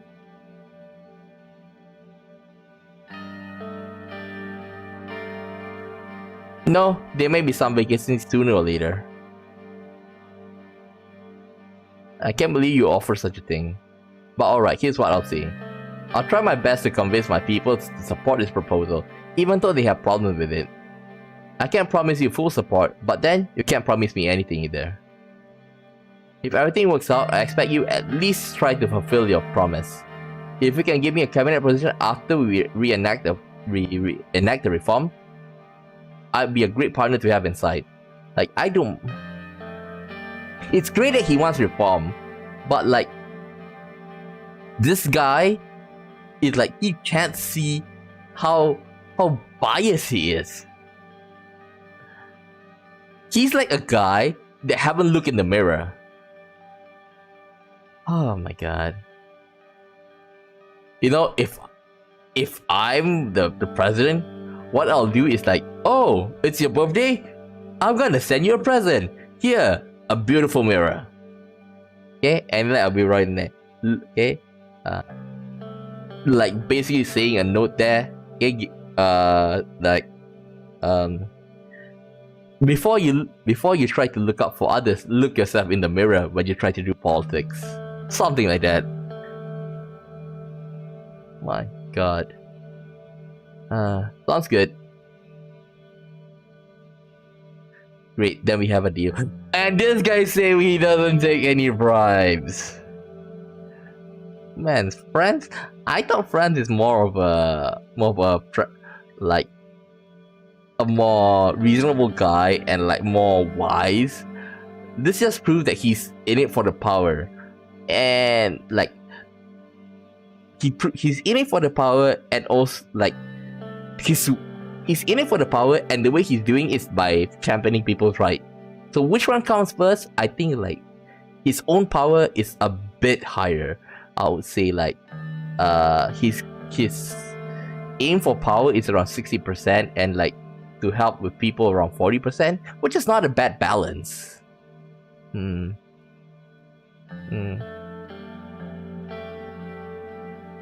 Like I say, it's like there's like a balance between that. But if you ask me, like we try to balance it as well. Like we aim for him. Like I say, he wants power, and the method is by championing people's right. He only uses it as a means. For us, we want power so that we can enact the reforms. So it's like, you know, your perspective on things. Was there anything else? Before you leave, I'd like to address a few things I've heard about you. There are so many things said about me that I can't keep track of them anymore. What exactly do you mean? I received intelligence that you made a deal with Acacia and that you tried covering your tracks. What do you have to say about that? Oh, it did came to that after all. Well, I will enlighten you about my relationship with Acacia. As you know, the downfall of President Alfonso was abrupt. He was the only progressive hope we had in the USP. Our brief alliance with him accomplished great things, but we ran into very unconcerning revelations.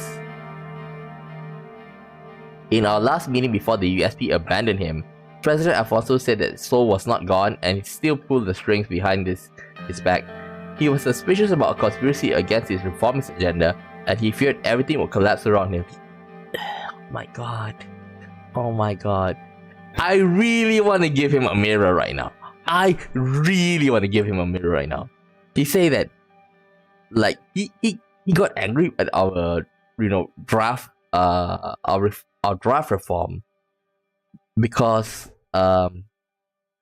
he say like, oh, it doesn't contain everything we had, and now he's saying that President Alfonso Like there's a conspiracy against him, and like you are trying to put me into the same position as President Alfonso. Like, do this guy even think 2 steps ahead?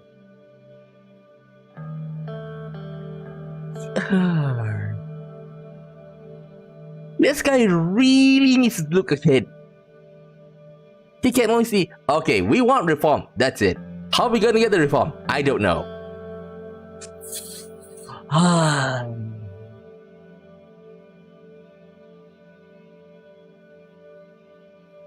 Man, his shadow is probably like, shadow is always the negative side, so I assume that his greed for power, his lust for power is gonna like overpower him. And it did. After the party voted you in, I don't think it was a coincidence, Mr. Rayne. You're saying I was elected because Sol wanted it? Remember, Sol, halfway through Sol's administration, because this happened in the prologue, Sol didn't even came to us. I don't know, but your candidacy was definitely connected to the old guard. After realizing the true extent of the Sol's deep state influence, he looked down for a second and continued. We are in this together, so I'll be honest. I just hope that Sordland could ever achieve the liberties and democracy that I've been working on so hard for as long as Solism is still alive and well. So I decided to act. Then give me time to chip away the power. You can't just expect to turn the whole system overnight. You need like, since you say that they are such a monolith, like we chip away the power and then slowly, and when the time comes, we deal the decisive blow. This guy is not. He should not be the president. He should not be the president. I would assume that if he's in our position, yeah, let's say for example with the Wackland thing, yeah, he may, you know, I assume that his ideas is that oh, our budget is on the negative. Oh, I need some help. So in other words, that he will taking he will take basically the bribe, yeah, from Wackland, and then realize, oh my god, I didn't realize the whole world is gonna turn against us. This guy, like I said, he can only see, you know, right in front of him. He can never plan ahead.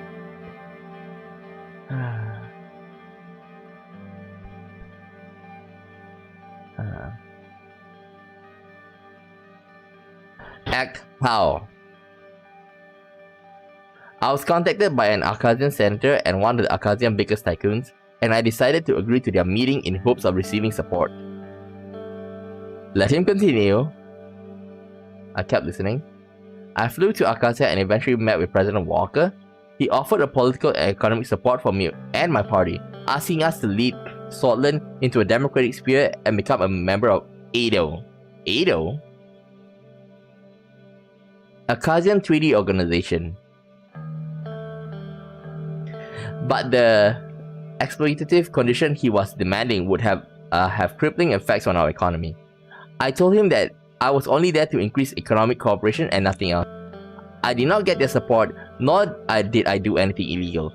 To this day, I feel ashamed to have gone to the feet of the Arcadian like that, but at least I managed to stop myself from becoming the very thing I've been fighting against. Well, at least you realize that.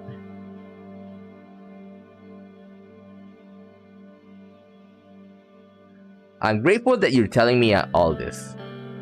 Thanks for taking it so well. We must always be honest with one another. You have the authority to investigate this and potentially prosecute me for it. I gave you my trust, I hope I have yours too. I will always acknowledge my wrongs and keep fighting for a better future. I believe we are no different in this. Then at least give me some wins. Don't only try to take wins for yourself. Oh my god. I don't say I trust you. You're correct. I hope to be together in this fight for a better future. As the revolutionary once said, the morning will come, Mr. Rayne. You'll see it one day. Morgana West Coast, Victon's sister. Anyway, if you ever want to discuss this topic further, feel free to call me. I don't have anything to hide.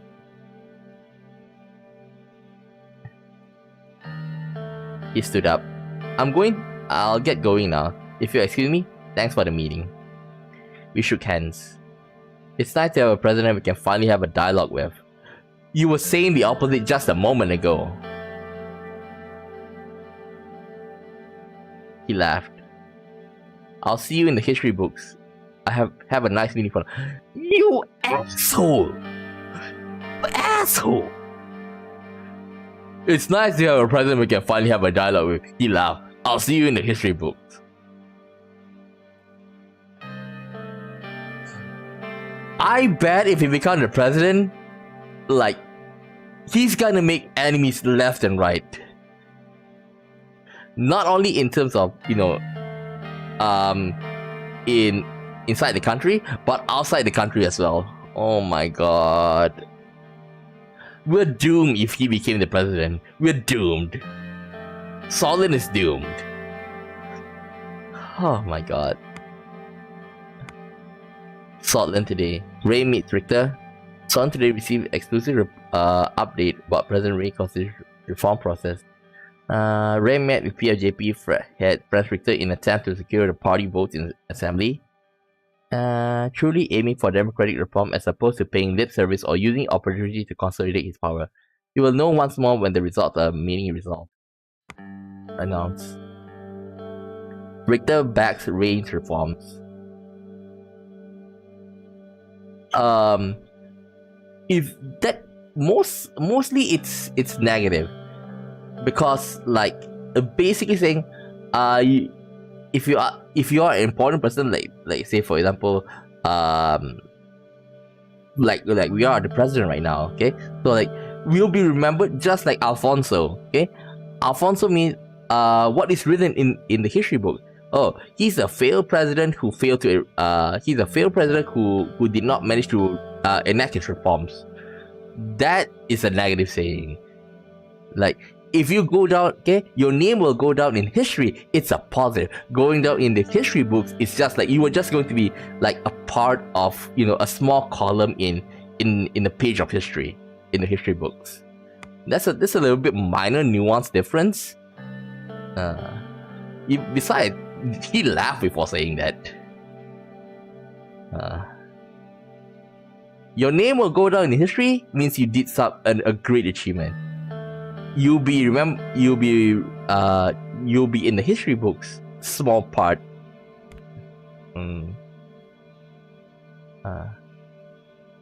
Like Franz Richter is confused with us right now because like we try to maintain our power, but at the same time we try to enact real reforms.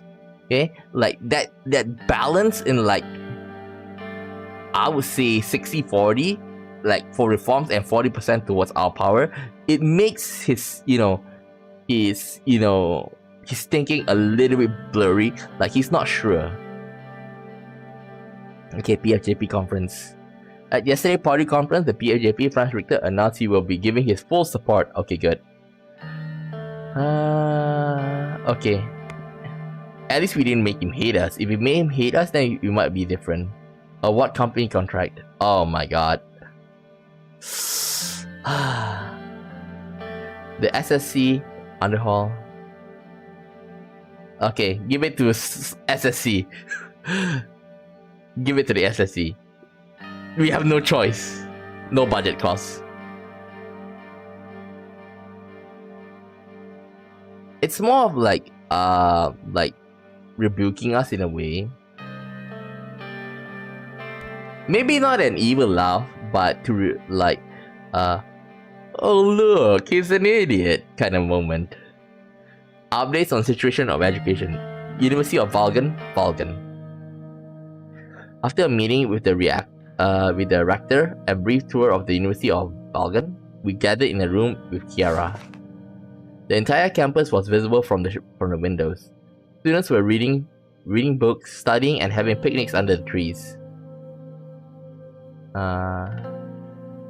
Yeah, but like I say, like remembered in history books, and your name will be marked in history, or like your name will go down in history. It's like there's minor nuance. Without a doubt, your name will remember in history. It can also be negative and positive as well. Because like if you take Hitler for example, when you say like Hitler's name will be remembered in history, like he did, like because he did atrocious things.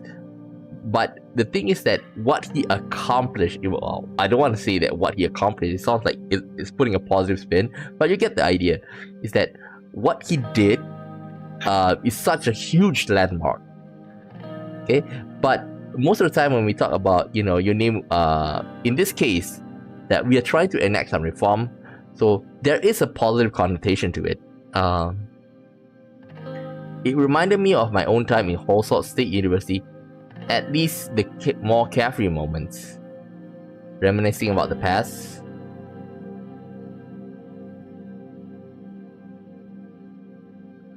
Yes, it had it up and down, but it was still fun. And now we are growing old and bitter. She smiled. Do we have a chance to romance her? Let's not get sidetracked. I want to start off by saying this. It comes at a surprise in Sordland's politics to see a president uphold their promises regarding education.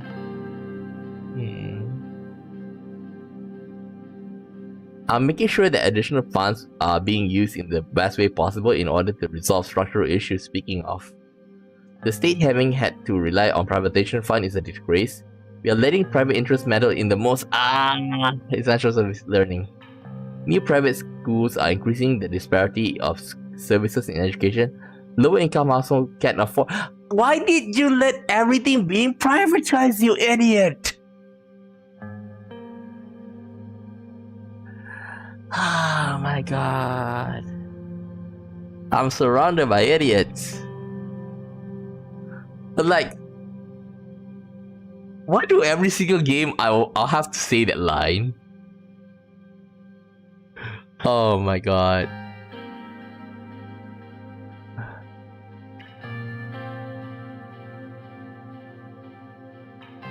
Can we do more some live later? Monica is good.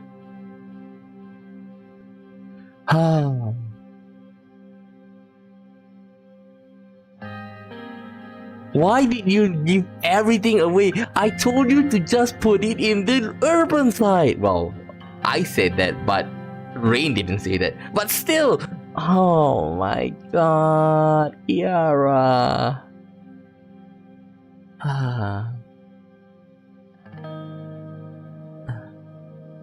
I want to thank you for allowing me to lead the education system in the right way, right direction. By removing nationalist indoctrination and traditional teaching, we have unlocked the potential of the new generation.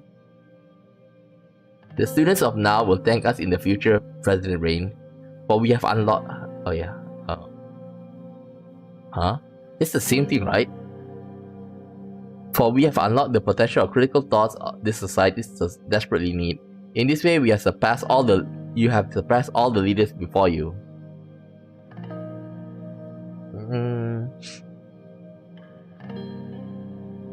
Sordland need visionaries like you to reform.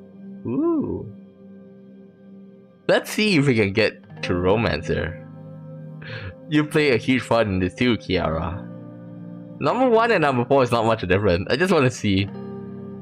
I'm optimistic about the path that lies ahead of us now. She nodded. She didn't even blush. She nodded and brought out a stack of paper out from her bag. Spinning her ballpoint pen, she went through the papers, organizing some of them together. Our ministry has prepared the necessary framework regarding how to spend our increased education budget. I've outlined 3 potential options. We can basically same thing as health. Build rural school, improve standards of existing ones, or increase salaries for education workers. Exactly the same. Because of the additional fund from privatization on top of the budget increase, we should be able to 2! Oh good!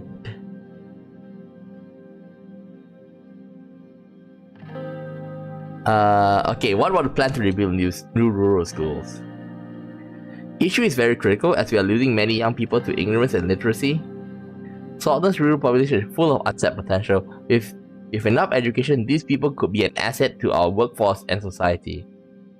Look at how united Cortana is pushing past Acacia in education and research. It's because their rural populace has access to schools. Okay, salary? The job itself should be held in higher regard and be compensated accordingly. These are people who are chosen to dedicate themselves to the betterment of others to help raise the next generation. As a teacher myself, I agree. We ought to give them what they deserve. Improving rural school entail. Where to start? At the very least, they need new equipment and materials. Many of these schools are facing shortage of desks and textbooks. The ones that aren't haven't been updated since sole administration. Oh my god. If teachers lack the resource to give Sordland's youth a proper education, it can be as bad as they don't go to school at all. Oh my god. Okay, I'm ready to decide. Okay. I'm sorry, teachers. I'm sorry, teachers. Bear with it for a bit, okay? Build rural schools. Okay? It feels gratifying that we are finally serving the people directly. I will pass it down to the ministry. There will be enough resources to initiate one more policy plan. What preference would that be? Like you say, I want to improve their salary. But, like say, sacrifice a little bit. Improve rural education by purchasing new materials and upgrading old school equipment.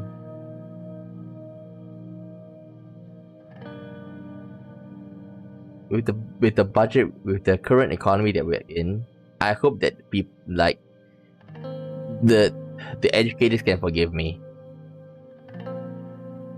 That is all for now. I've talked with Miss Suno to schedule some time to discuss the curriculum. She's a very astute woman, your secretary.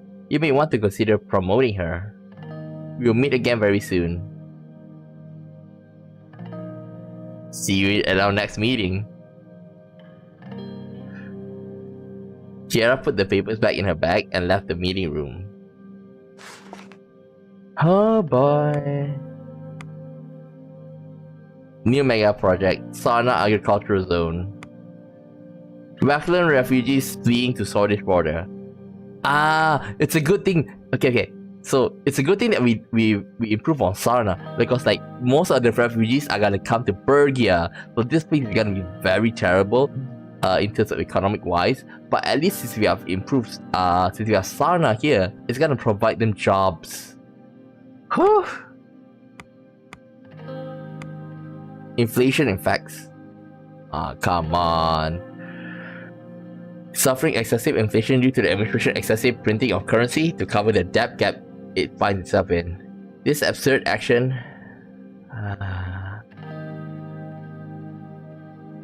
A loaf of bread costs twice. This is why I don't want... Oh my god. It's all because we spent too much money on our budget. So that's why the currency dropped.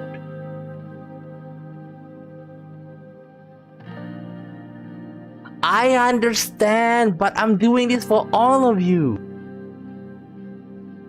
Like if I... Okay, Wizard Blue seek refuge in Sordland, okay? So they all be running to Bergia here. Now, if I don't do anything about it, like we're gonna have refugees all over the place. That's why I spent some budget on Sarna Agricultural Zone, okay? So that to provide jobs for the people there. It may take some time, but it may take some time for it to bear fruit. But at least, hopefully within a year, that the economy will stabilize. Or do you prefer me closing the border? Oh boy. Inflation crisis hit Sordland. Spending has left the country in constant debt. Considerable amount of businesses are convinced that the central bank will print more money to cover the deficits. Hence, they are selling rand reserve, resulting in prices of goods, services, and wages across. A debt trap.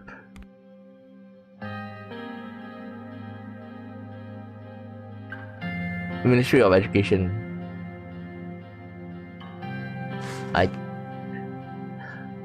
I think so, maybe. The thing is that the economy never we did make the highway, so I assume that it should have improved the economy a little bit. And the fact that we didn't get any, any budget ever since we start the game, like, it's such a terrible thing. Like just now,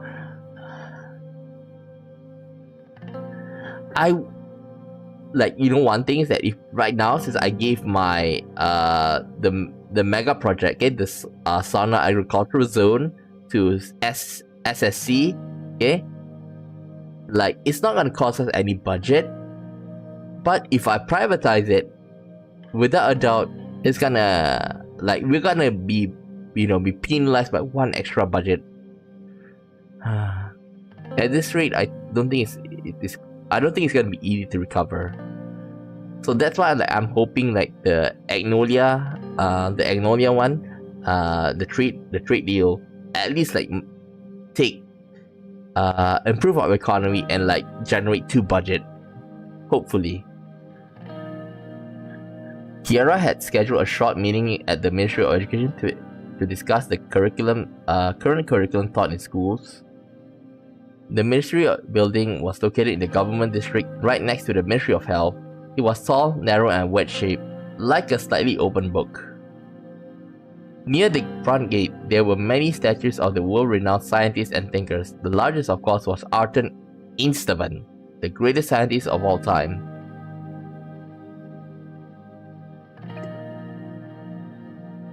Above the main entrance of the familiar inscription, in Stratton Cisar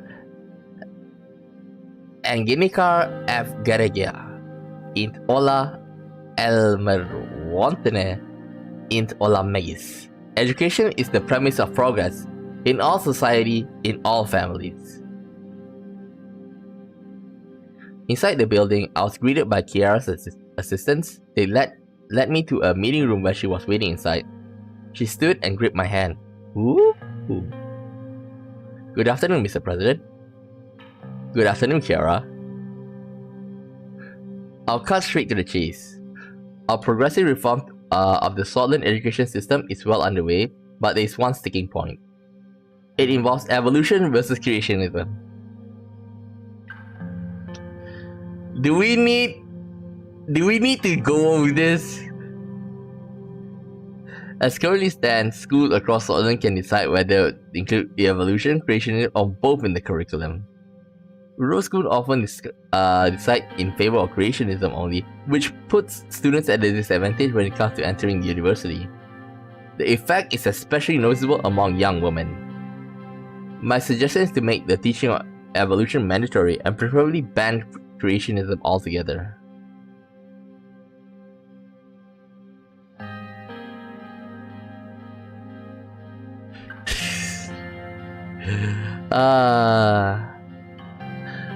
I don't agree teaching our children with supernatural nonsense like creationism.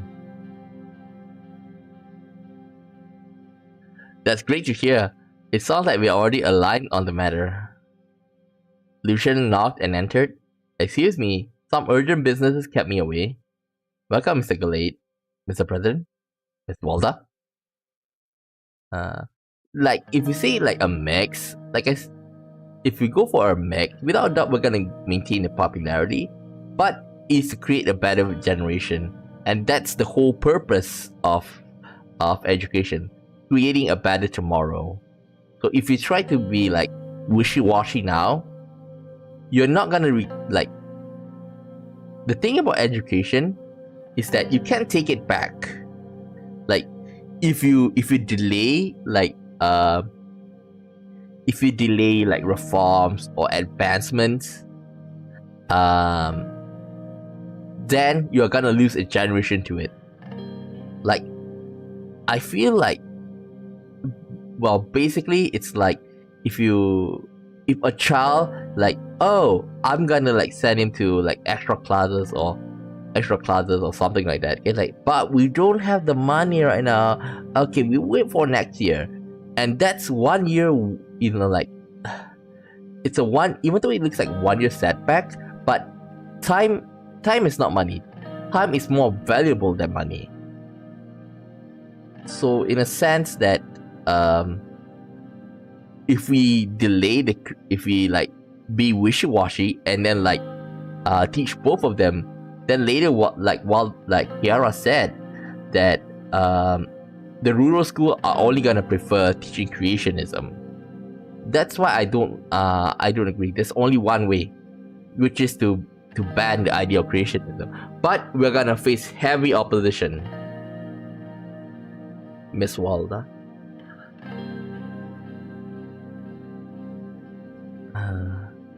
We were just discussing the curriculum. Kira has made some excellent points. Very well, let's hear them. Continue from my previous point.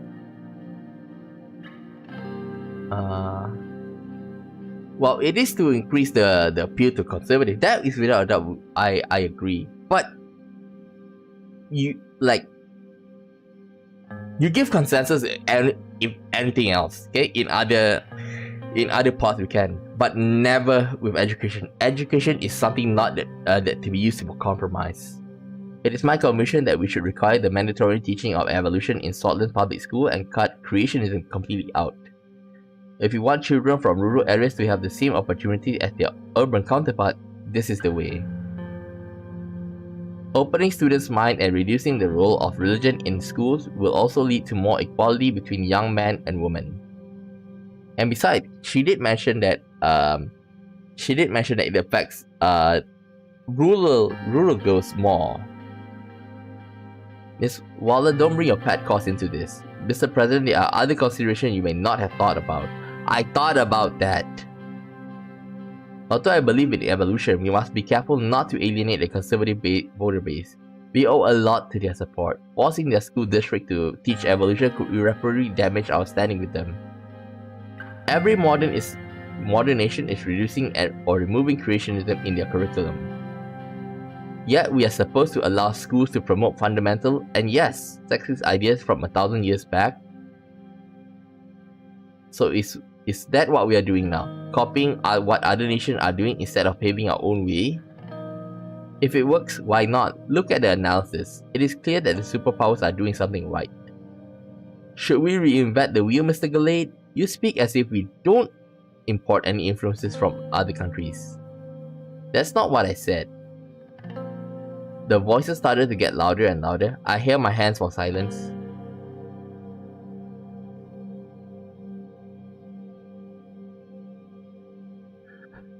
Like I say, evolution is the way forward. Creationism has no place in public school curriculum. We can still allow creationism to be taught alongside here. Kiara, you could live with that. But like with this like small minor policy detail, it's gonna lead to like whether the country is gonna go forward or not. So that's why like I really want to go with balance, but you can't sacrifice the future. You can't sacrifice. If you do that, like it's like I say, if you don't tackle the problem head on, we may lose, but we'll try to make it up somewhere else. Like the rural area, I would assume that the people in Berja, since we did spend some money on Sarna just now, so we might recover it from there. I hate myself. Go. Why are there so many stupid people? Thank you. As I said, it is the only way to produce a new generation of thinkers. There are other methods of bringing Sordland forward, ones that don't sever ties with our entire voter base. Here, look me in the eye. It is your decision, don't forget. Future generations of Sordish youths are counting on you. They are very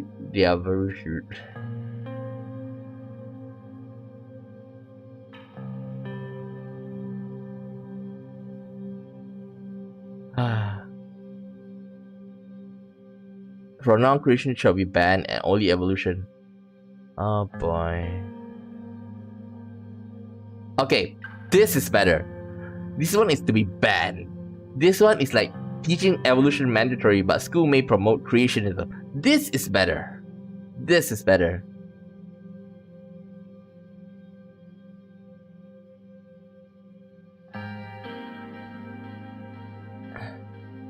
But this is the best choice.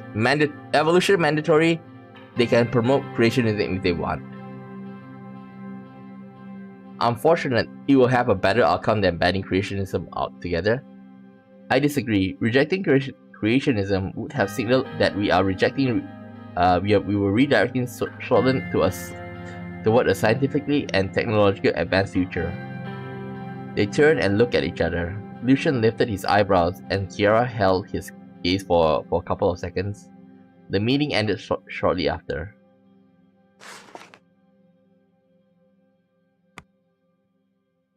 Welfare. Oh boy. Accessible rural education. I think let's say we make like it's gonna be a balanced thing though. Like they see that, oh, there's a new school. Damn it, they are teaching creationism, but they're like, okay, but at least they can read and write, and they can do this new thing called science moment. So like the parents like, I hate him for teaching that evolution thingy, but this science thing may not be that bad. It's what I hope that the parents will think. Anglian economy stabilizing.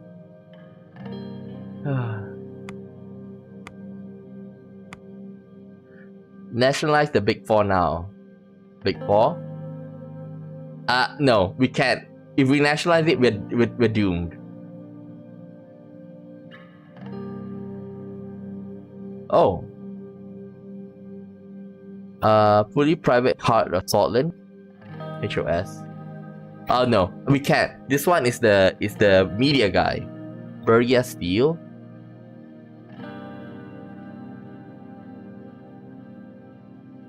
He also works in steel construction projects.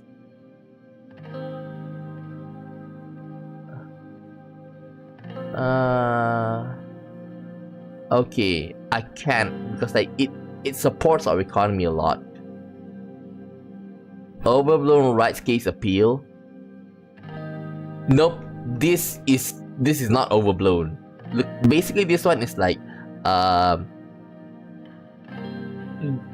the conservative wing of have totally hijacked whole sword force. Because if you remember in the beginning, whole sword force is like kind of neutral, but now it's very conservative. Basically what happened in this right case is that it's basically talking about the rights of the Bluish people are being unfairly mistreated because they're supposed to have an equal treatment in the eyes of the law. But the mayor, Felix Braun, he's been playing around with it. Kesaro raises the Bluish question. See, Kesaro, remember the NFP, the nationalist, ultra-conservative political party in Sordland. I got a feeling that the National Front, they're gonna gain some seat because of mandating the teaching of evolution. So they're gonna gain, but since we raise the threshold is still at 10%, they're gonna gain, but not a lot. If I put it like 8 or 3%, oh boy, then National Front is gonna get a lot of support. Like basically, the people, the ultra-conservative, are gonna move from our party to their party. They're prepared for day of dissension. Oh my god. It's a religious thing. Oh my god, please don't tell me. Please don't tell me that it's gonna be another terrorist act.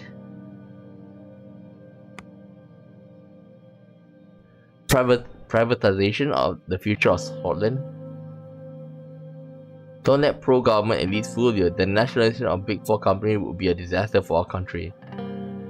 Instead, we should advocate for privatization of state-owned enterprises, Neda Mining and the Saudi State Corporation.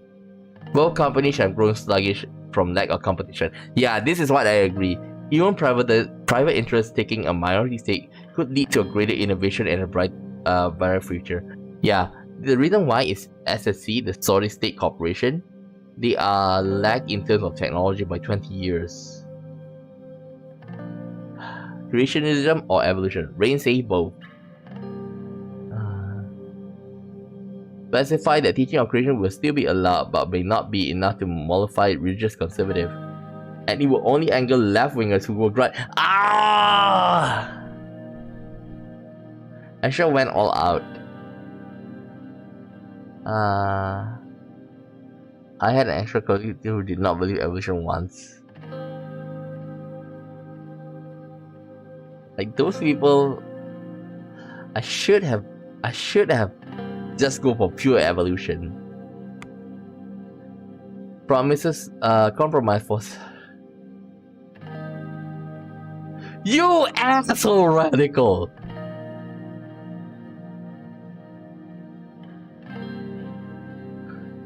Souls.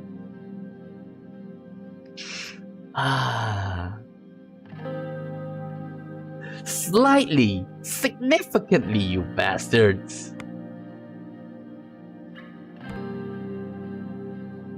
Read economic report for Valgan. Suffering the effects of economic recession, with the unemployment spiking and many small businesses shuttering. The larger agricultural concerns are expected to announce a wave of layoffs as sales slow. Oh my god. You know, now, I kind of feel like there's early on in the game, we can invest in one of the regions. Like, I should have used it. I shouldn't have, like, delayed. That way, it could have, you know, like, make Bergia a much better situation right now. Magnolia trade deal update. It's now in effect as per the signed agreement. Short amount of time, steel trade in Sordland has seen an increased flow, especially the Aglan region. The governor of Aglan has reported that this trade has helped increase manufacturing output. Oh, good. So like we don't import much steel from Magnolia now, but we are just using our homemade one.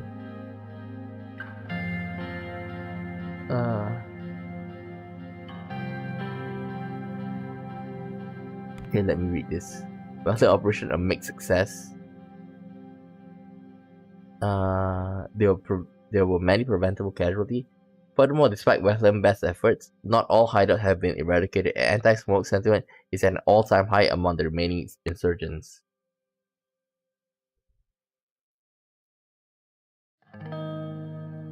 The people who believe the ultra-conservative, ultra-conservative is basically synonymous with creationist believers. They've never been challenged once in their life. If they're challenged with something that just go against them even a little bit, they'll melt like butter. Okay, read the report from Holsort. Language bill prepared by Kesaro. Whatever Kesaro tried to put forward, no. Easy as that. Unify Saudi's education by making Saudis the only language. Yep. Bullshit. The second I saw Kesaro, I already knew.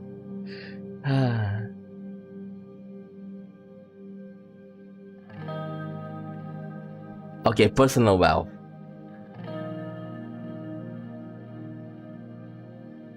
Chief strategist Lucian Galate has prepared a well-planned lobbying effort in the parliament which will specifically sway on the fence MPs for the upcoming constitution vote.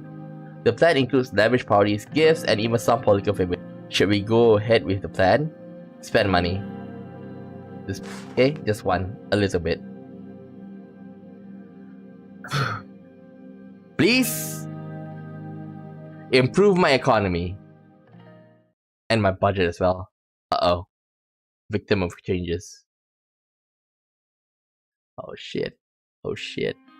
Oh shit. Oh shit. This scares me. This scares me.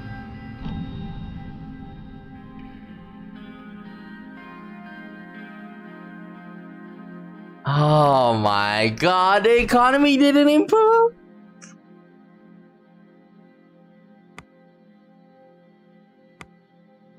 World ignores the British plight.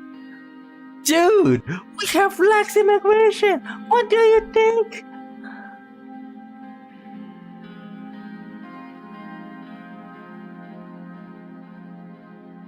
Barred from high-paying job, discouraged from attending university, spat on the street. Where is the outrage against Sordland's relentless oppression of the Blues? Okay, should we send them back to Wackland? For decades, British swords have been treated as lesser beings, with the law still allowing rampant discrimination from businesses and education institutions. We call on the international community to raise awareness of this tragedy so we can begin promoting equality among all sword citizens. Good, send them back to Wackland. Do you want that, radical? Do you want that, radical? Vulgar man shot after burning Agnolian flag. The Hageland. Oh my god, Agnolia! Okay, Agnolia is being even like. We are not as bad as Wackland, but.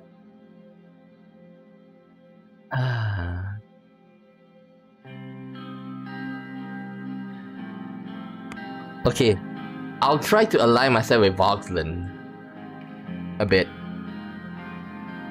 I thought I saw a report. BFF recruitment. It is reported that the villages around Suzerain, a group of BFF missionaries, are seeking to recruit militants to fight for the BFF. Governor Braun reported that gendarmerie forces in the area are now actively working towards eliminating the threat. Agricultural zone. I should have gone for the investment early on in the game. Office of President of Sordland. A call from Marcel Coronti. Oh my god. Is this the favor? Oh my god. Oh my god. I was in my office looking through the agenda at the upcoming meeting at the Ministry of Economy. The meeting was about to be the ownership of Big Four largest company in Sordland. Heart of Sordland, Bergia Steel, Saudi State Company, and Nidam Mining Group. Some of these companies were controlled in part or entirely by the state. The others were mostly or completely privatized. I had the power to change that. The phone rang as I put the agenda down. Pick up the phone. Greeting, Mr. President. I'm sorry to disturb you before such an important meeting, but I thought now would be a good time to talk about our agreement. I'm sure you agree that the support I and my network have given your administration has seemed but nothing but beneficial. Ah yeah, he controlled the Lackhaven time if I'm not mistaken, right? Yeah. Or is it Sordland today? Let me double check.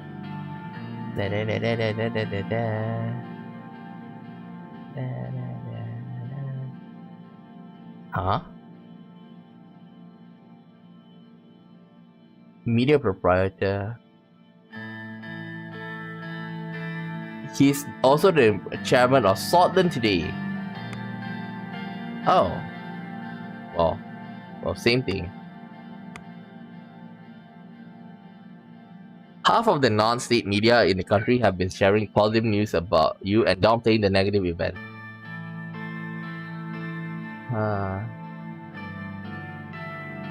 There's always more you could still be doing for us. I don't want to be too greedy, because like depending on what he say, but of course I'm gonna honor my agreement. There's always more you could be doing for us. Let's just say number 2. Mr. Rayne, we essentially acquired Lackhaven Times and have been coordinating media publishing across the 3 largest broadcasting organizations. Nobody in the entire country is supporting you as much as I am. I heard him knock on wood. On another note, he paused for a few seconds. Out of goodwill, I will share a key piece of information. The Lauterberg group has a contingency plan if you decide to do anything rash that will disrupt the Empire.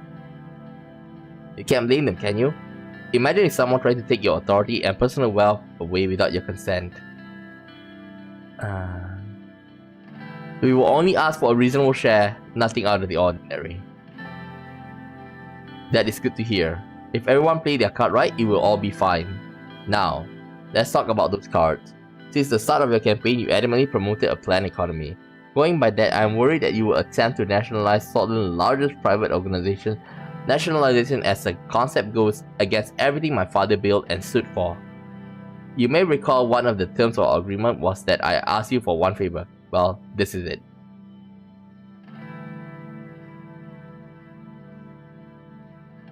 We don't need to be enemies.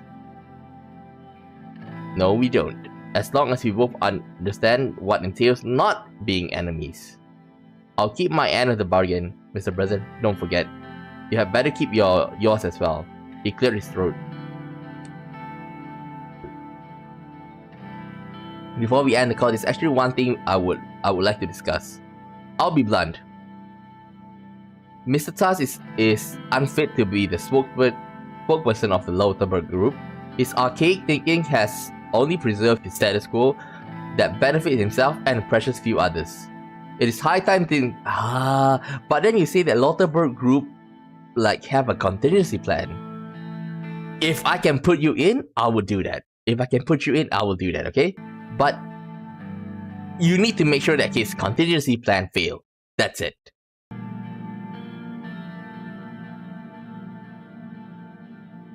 Good. I see where this is going. I want him gone. It is time the group had a proper leader. Me. Here's what I propose. A win-win situation. If you could use your power to make Burya Steel, Toss main company, state-owned.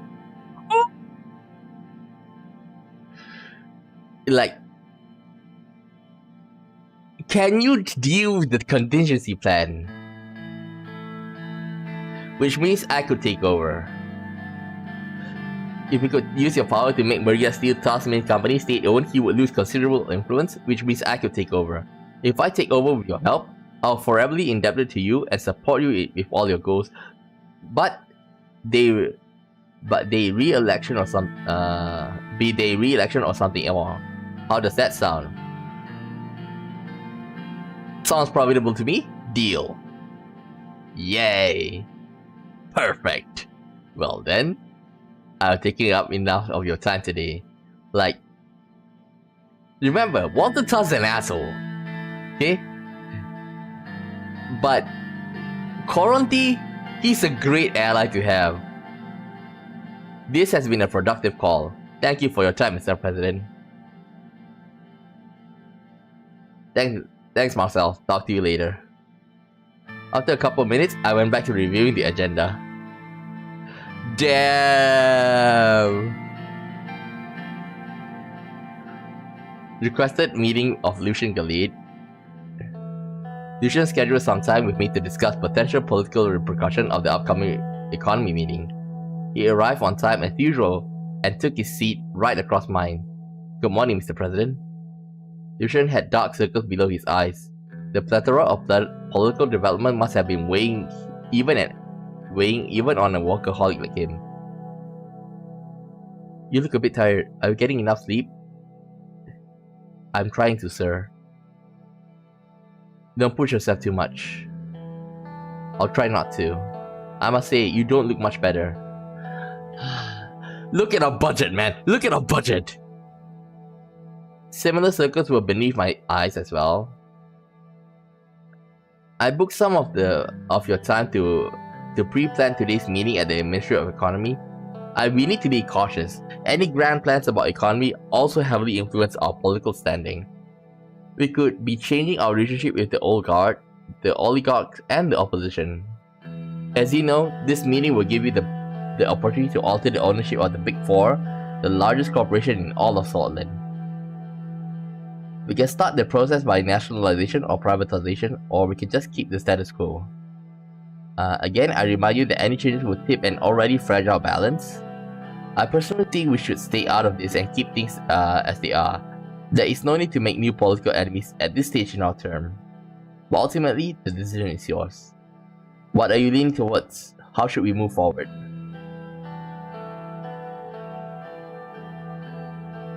Okay, our administration will avoid upsetting economic structure and maintain the status quo. Only for Bergia Steel, we're gonna screw up. Excellent, this is the safest way to victory. Lucian took a note in the notebook. Although, I think the oligarchs would like us to privatize everything, maintaining the status quo will not disturb our relationship with them. This means more stability, both economically and politically. Speaking of stability, some of the connections indicate there seems to be a contest for leadership in Walterburg. It seems Master Coronti is making moves to become the key figure. Coronti wants his father's seat as the head of the group and thus doesn't want to let go of it. It is a cyclical power struggle considering these are the two heads of Sordland's two largest private corporations. Another reason why I'm supporting your decision to leave the situation as is. There's no reason for us to interfere, directly or indirectly, in their internal struggles. Did Marcel or Taz? You received a call from Marcel. Be honest. What did he ask for?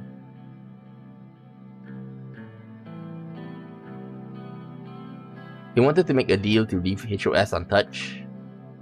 And then?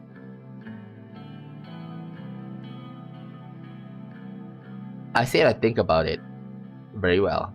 And what was that all he wanted? He also wanted me to nationalize Bergia Steel to take down Stars. As I expected, this internal conflict among the oligarchs puts us in an interesting position. Our relationship with Walter Tars hasn't been good so far. Any move we make now has to be calculated and thought through. Lucian looked at his watch. Very well then, I'll cancel the meeting since we are not taking any actions. I must get back to work. I'm glad you made this decision. Thank you for your time, sir. Lucian got up from his chair and left the office. You're not gonna advise me on that? Oh my god.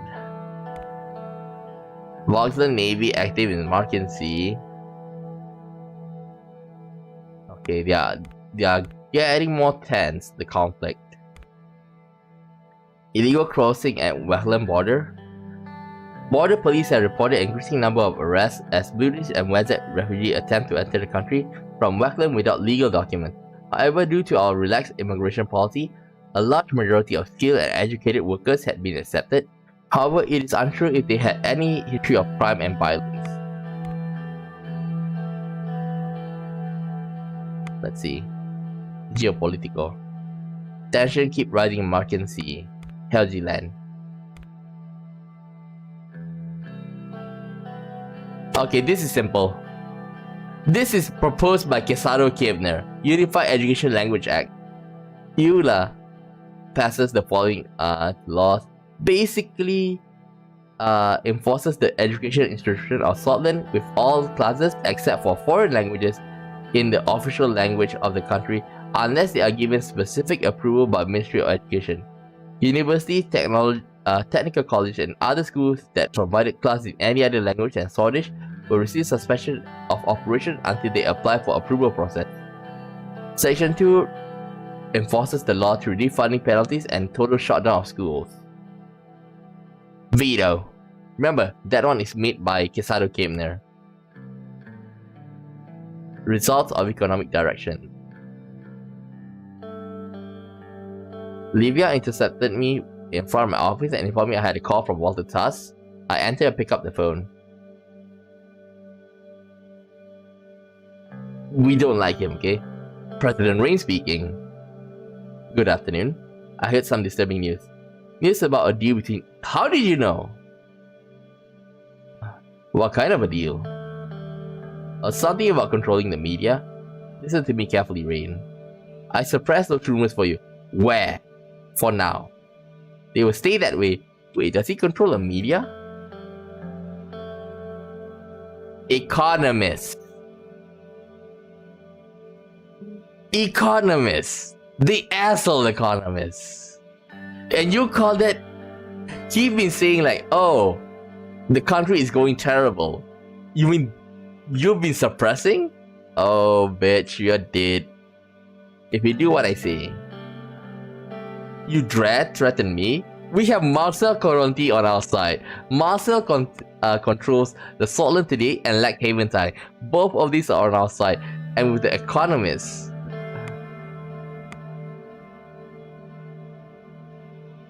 I won't give in to your false accusation. Let me tell you what I want first and I'll let you decide. That damn boy Marcel Coronti, I want him out of the equation. I found some evidence linking him to Coronelli cartel, a powerful... Oh yeah, this is the mafia gang.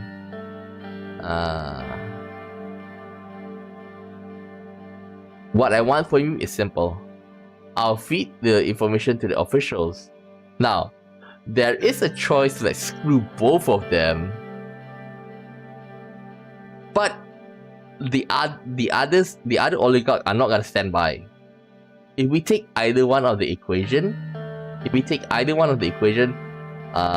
like we can somehow stabilize it. Like that's the best way. Because Walter is an asshole. I will feed the information to the official. I want to start investigation of part of Sordland. That's all I ask. There's not too much, right? Is the information about the cartel ties verified? I wouldn't tell you if that wasn't the case. Keep my word, President. If you want to keep being one. The line dropped dead. Oh, bitch. He tried to threaten us. Ah, boy. I want to make the decision now. Drive-by shooting in Arbery? A drive-by shooting caused causing shops in Arbery City not only millions of Swedish rand in property damage, but also human lives. The group of armed assaults has been recognized by the Ministry of Interior to be known as the crime family, the Skinner. The target seems to be one of the shops from Coronelli family. The Ministry of Interior has yet to announce how they will handle the matter. It is anticipated that the Coronelli family will soon retaliate, and we hope that the people in Arbery City have prepared themselves.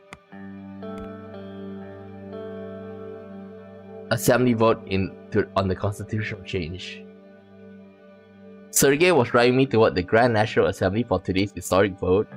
It was a big day. I think like this will be the last thing that we do today. I wondered whether my attempt at changing the constitution would lead any differently than Alfonso's. I looked out the window as the noise of the city diminished and saw that we were already inside the palace complex. The complex housed the buildings of all government branches in the center of Hallsort. It was one of the biggest developments in Sordland. The Maroon Palace stood on top of a small hilltop surrounded by trees. We passed by the palace and entered the forest that separated from the Grand National Assembly. We drove a small road that wound through the forest. It was a warm day, so I rolled down the window. I could hear birds singing from the trees.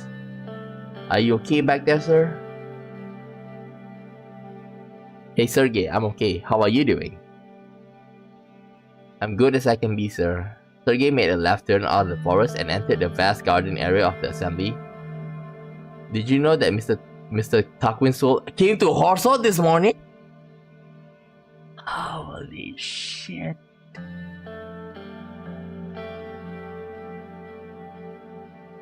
Soul is here? I heard some politicians talking about it today. Apparently this is the first time he came to the city at least 5 years. I thought he left the mainland and lived on Duru Island, never to return back to politics, but they were saying he might be here to exercise his Member of Honor rights for the first time.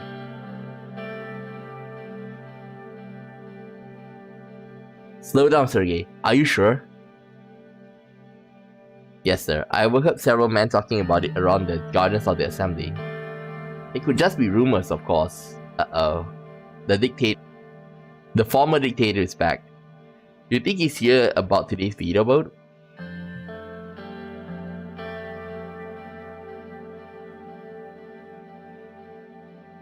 Yes, Sergey, most likely. Well, I'm sure he will support you, sir. I doubt that. Sergey drove inside the gates of the parkway and parked the car. We have arrived, sir. Thank you, Sergey. Of course, sir. Good luck with the vote. I walked to the white stone stairs of the Grand National Assembly. The entrance looked like a temple gate from the classical era. The door opened to reveal vast corridors of wood and white stone. I joined the crowd of people who were walking slowly towards the parliamentary hall. Suddenly, I noticed Lucian emerge from the crowd of packed politicians in front of me. He looked relieved when he saw me. Ah, sir, there you are. Have you seen Vice President Vectorn? He's nowhere to be found. I just arrived here, Lucian. I hope Mr. Vectorn arrives soon too. At any rate, how about yourself? Are you ready to finally face the assembly, sir? Lucian, I just heard something worrying from Sergey. We'll address that later, sir. Come, we must go inside. Whew! This is gonna be stressful. We followed the crowd of parliamentary hall. After we were inside, Lucian and I separated to take our assigned seats. I went up to the mezzanine overlooking the hall and sat down. I waited as the MPs took their places inside the hall one by one. After a while, I saw Gloria walk to her elevated seat at the center of the hall. Ladies and gentlemen, please take your seats. We will shortly begin with today's agenda of the USB proposed changes to the Constitution of Sordland.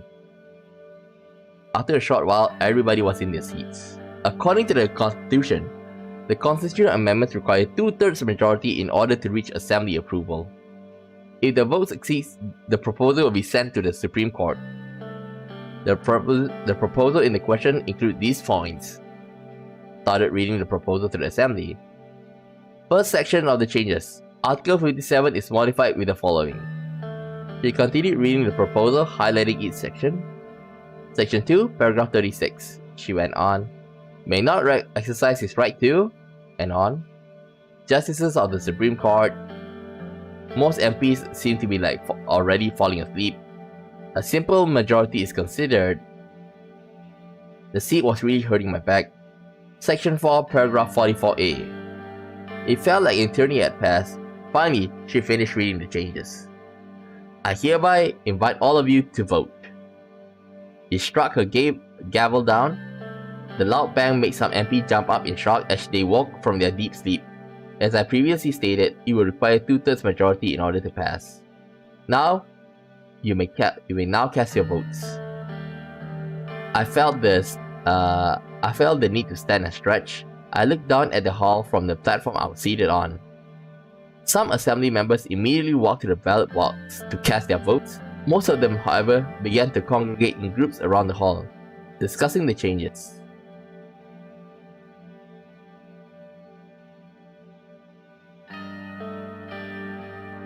Three and 4 is out, because we look like an idiot. Go down to the hall where all the MPs are, and mingle with them. I descended to the mezzanine down to the hall. As soon as I reached at the bottom of the stair, Gesaro came near and approached me. Mr. President, how are you feeling about the vote? I'm hoping for the best. The best outcome of this proposal is failure. I have lost respect for you, Mr. Rayne. So many problems in Sordland must be addressed, and yet you insist on stalling us with your democratic reforms. I know you will fail, you will lose the game, and so will your entire administration. I hope to be there when it happens.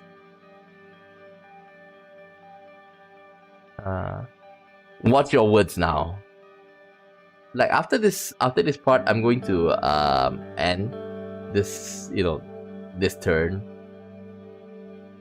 He laughed. He abruptly turned away from me and walked towards his seat. Then I saw Lucian waving at me. He was among a group of people in the corner of the hall. I walked up to him. On my way, I bumped into Manson Lake. Mr. President, I'm sorry, I didn't see you there. I wish you good luck with the vote. Today is a big day for you after all. It's a big day for all of us. I hope I have your support, Mr. Lake. Most of the independents will be voting yes, Mr. President. Even though we feel it doesn't address the issue we care about the most, it is still the step in the right direction. Now, Manson Lake is very, I wish Manson Lake is the leader of the PFJP. But since he is a bluish descent, maybe that's why he can't, lead that. But I have to say, we were disappointed when we first read the proposal.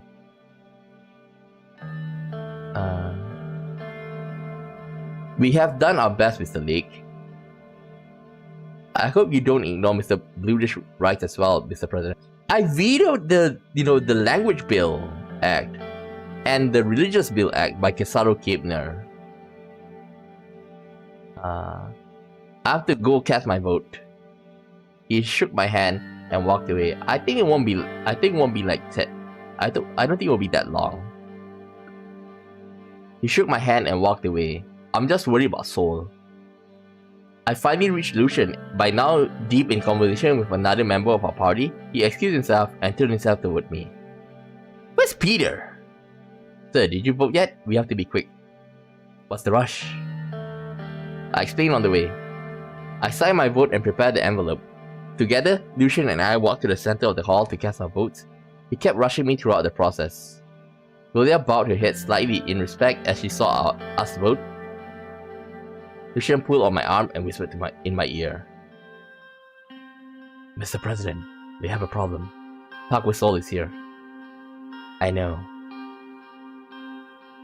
We have to accelerate the voting process. We need everybody to vote as soon as possible. We don't know what he's capable of right now, but if assembly members see him, he might influence them against the proposal. We should make the people vote now. Indeed, sir, but how?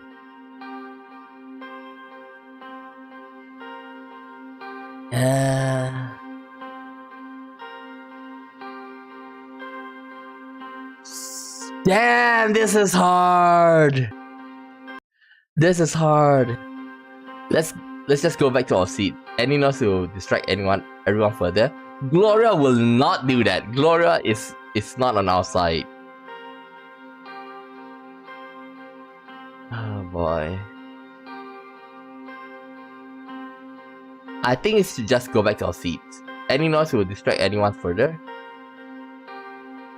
What if I shout? If I shout it's gonna see I think we just go back to our seats. Richard pulled me aside. Sir, what do we do? He pointed at the back of the assembly, near one of the exits. I followed his finger to see Taco Son sitting there. He looked much older than he had 5 years ago, but I could tell he had the same fire in him. Some MPs had already gathered around him and were chattering in awe. The assembly gradually went quiet as people started to notice Saul's presence in the hall. We have to make sure he doesn't sabotage anything. We should refrain from giving him the spotlight he expects. Maybe you can address him after the vote. As I was talking to Lucian, I spotted Kesaro Kemner walking to the back of the hall towards Taco Seoul. He bowed in front of Seoul and gave him a military salute. Seeing this, more people started approaching him. Suddenly, Gloria came behind us. Gentlemen, why don't you go back to your seats? Let's follow the procedure. Oh, by the way, we have 251 votes today. As you can see, the member of honor is here. He has already cast his vote. Has he now? So, Mr. Story, how many votes are missing? Only a few. Albin Clavin and 3 other men approached us with envelopes in their hand. And these must be them. Good day to you, gentlemen, Madam Speaker. Good day, Mr. Clavin. He's on our side. I'm sorry to take so long, Mr. President. There was a friend who needed more clarification for his vote. He gestured at the man behind him. Let's get this over with, gentlemen.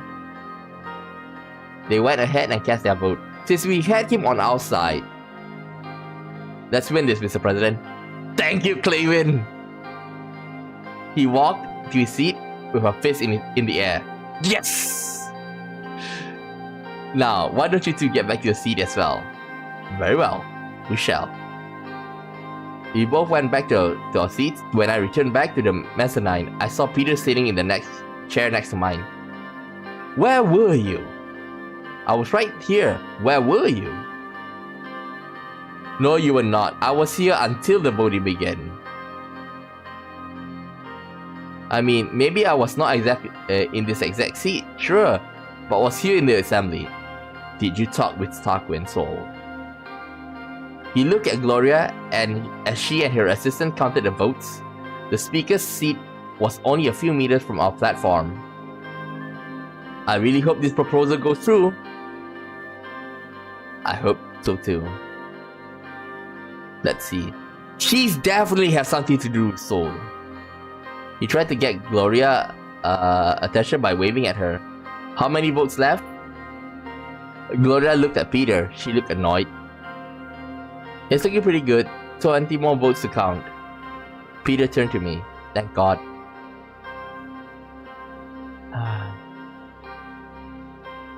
Peter. Peter, just shut up. Sorry. Peter looked uneasy. Peter pointed at where Franz Richter was sitting. Looking at Franz over there, I'm sure he was behind this mess. You shouldn't have trusted it. No, it's not him. It's not over yet, Peter. Don't jump to conclusion. Well, a single bang from Gloria Gable reverberated across the hall. Everyone fell silent. The voting has concluded. I leaned forward to hear the results. Yes! 150 to pass. Proposal is 179 ayes and 72 nays. Yes! Therefore, the Grand National Assembly has surpassed a 2/3 majority and accepted the changes to the Constitution. The proposal will be presented to the Supreme Court shortly after the final voting procedure. The Assembly roared with all kinds of different reactions. Yes!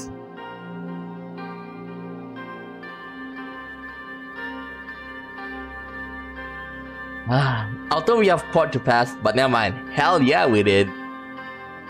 The MPs kept shouting in the hall. Among them, I heard Franz Richter's voice. I want to congratulate the members of the Assembly and the President for finally passing changes to our dusty old constitution. I also want to thank the members of the United Sordland Party for working with our party. I hereby invite the Supreme Court to do the right thing by not ignoring the decision of a Grand National Assembly that was elected by the Sordish people. Loud applause came from the PFJP seats. Suddenly, I noticed Tarquin Soul slowly rising from his seat at the back. He seemed to be struggling and used his cane for help. He stood and gazed around the hall as all the members of the Grand National Assembly went silent.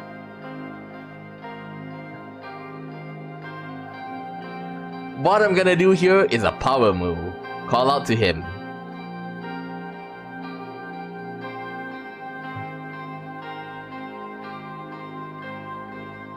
I don't want to be too much of an asshole. Mr. Soul, welcome to the Assembly. He looked at me. Congratulations, Mr. Rayne. He turned his back and walked out of the exit as two of his guards held the doors for him. Thank God he didn't do anything. He thought just by being there, he's gonna pressure everybody to vote for him. In any case, the proposal has passed the Assembly, but now we have to think about the Supreme Court. I'll talk to the key figures in the court. We'll be fine. I have complete trust in you. After I talked with Peter about the vote, we both left to discuss our next steps. We waited for Sergei by the entrance. Whew. Okay, so this here is where I'll end it because we went through a lot. So we passed our reform. Well, we passed the Assembly. Wonder if we'll get. I wonder if we'll get. We will get to pass the court, but we need to do a lot of lobbying. Okay, So next on Monday we'll continue this. Okay, so tomorrow, like I say, I'll be playing Persona 5 in the morning, but I may delay it a little bit because I'm planning to vote early on in the morning. Other than that, I don't think I have any any changes to my schedule. Okay, and with that said, I'll leave Suzerain for now, and we've still got a couple of tough battles ahead of us. So most probably we can still play this game until the fall of next week. It's funny that this game it says that 8 hours for you to complete it, but if you take a look at us, I think we've went through more than 10, 14, 15 hours. And of course, since this is a stream, so I also talked a lot. But it is quite a lot of, text heavy, but it is fun. Oh, what is it? What question do you want to ask?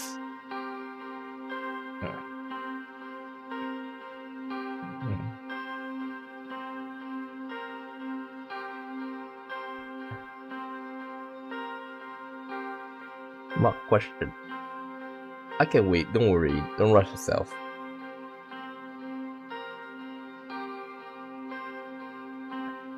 Well, in the meantime, I just check out the news.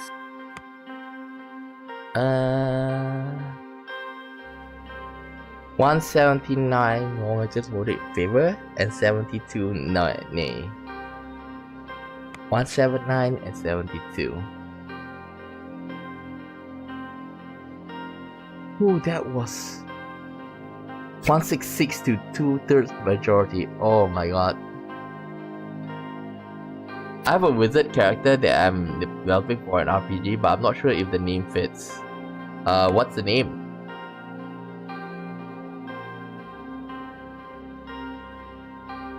Richter, congratulations, President.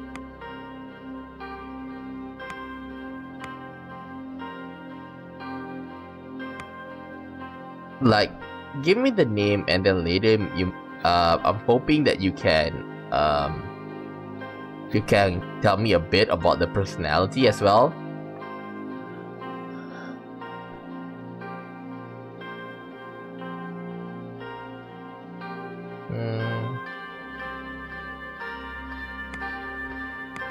Well, let's just go through a bit.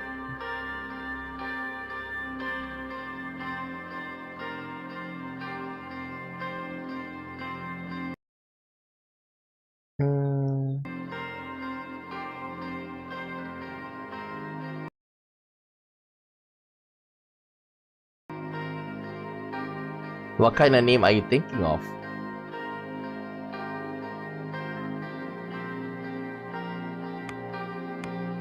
I assume that you have the name view.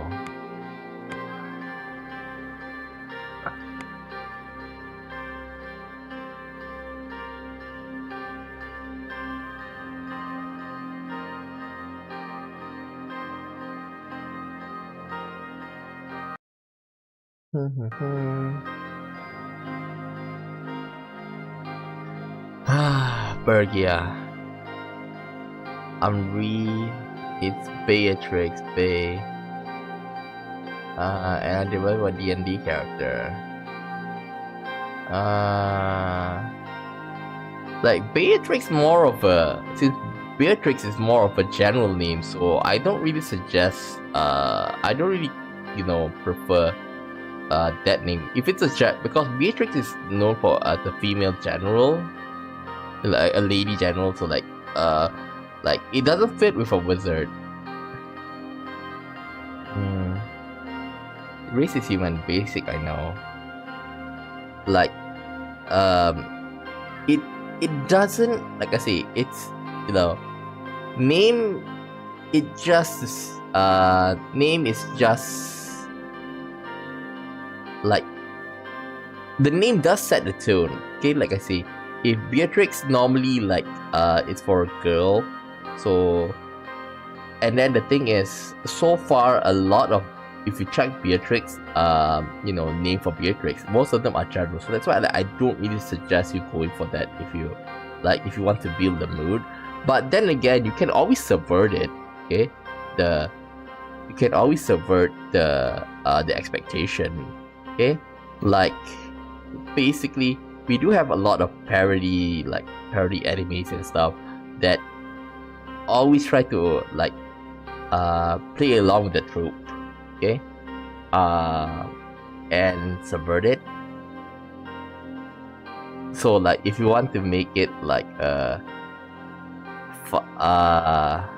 like do something that is not, you know, maybe the look is like a general, but then like either say like a buff wizard, maybe they'll work. That's just my opinion, by the way.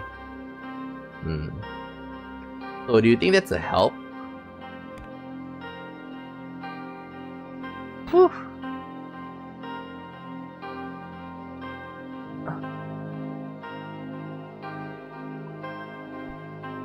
Trying to think of something that sounds really fantastical but not too weird. Like, I'm not sure what kind of like personality that you had you're planning to have for this kind of like for the characters, so that's why I can't say much about it.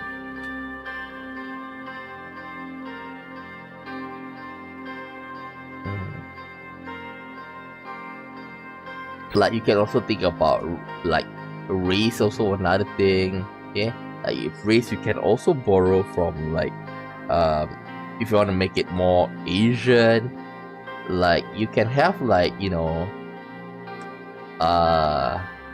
like the Art of War, the one who wrote the Art of War, Sun Tzu. Okay, or you can also like go for like, if you want to go for like Japanese, like Akechi Mitsuhide, which is like the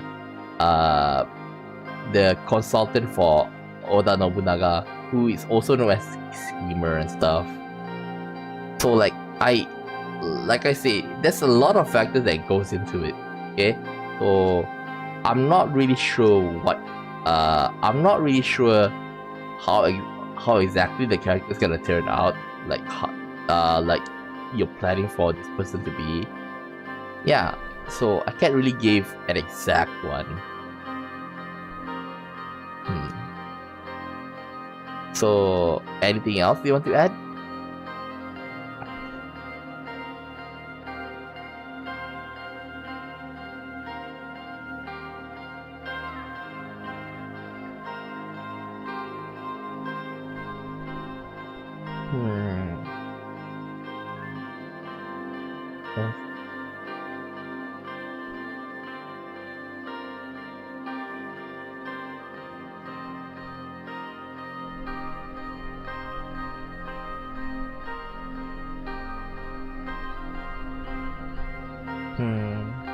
Like, if there's nothing, then I think I'll okay, sure, no problem. Okay, if there's nothing, then I'll end the stream. Is there anything else?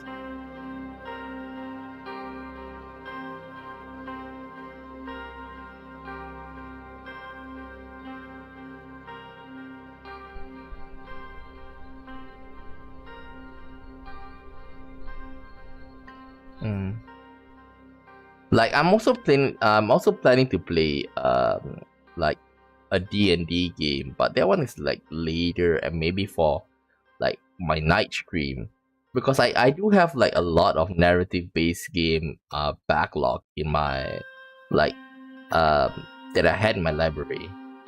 Oh, okay.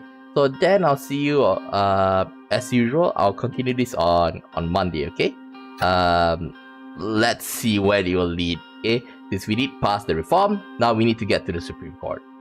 So yeah, that's it for today. Okay, so that's it for Suzerain stream this week. I'll see. We'll continue this up next week. Okay, so yeah, that's it for now. See you guys next time. Bye bye.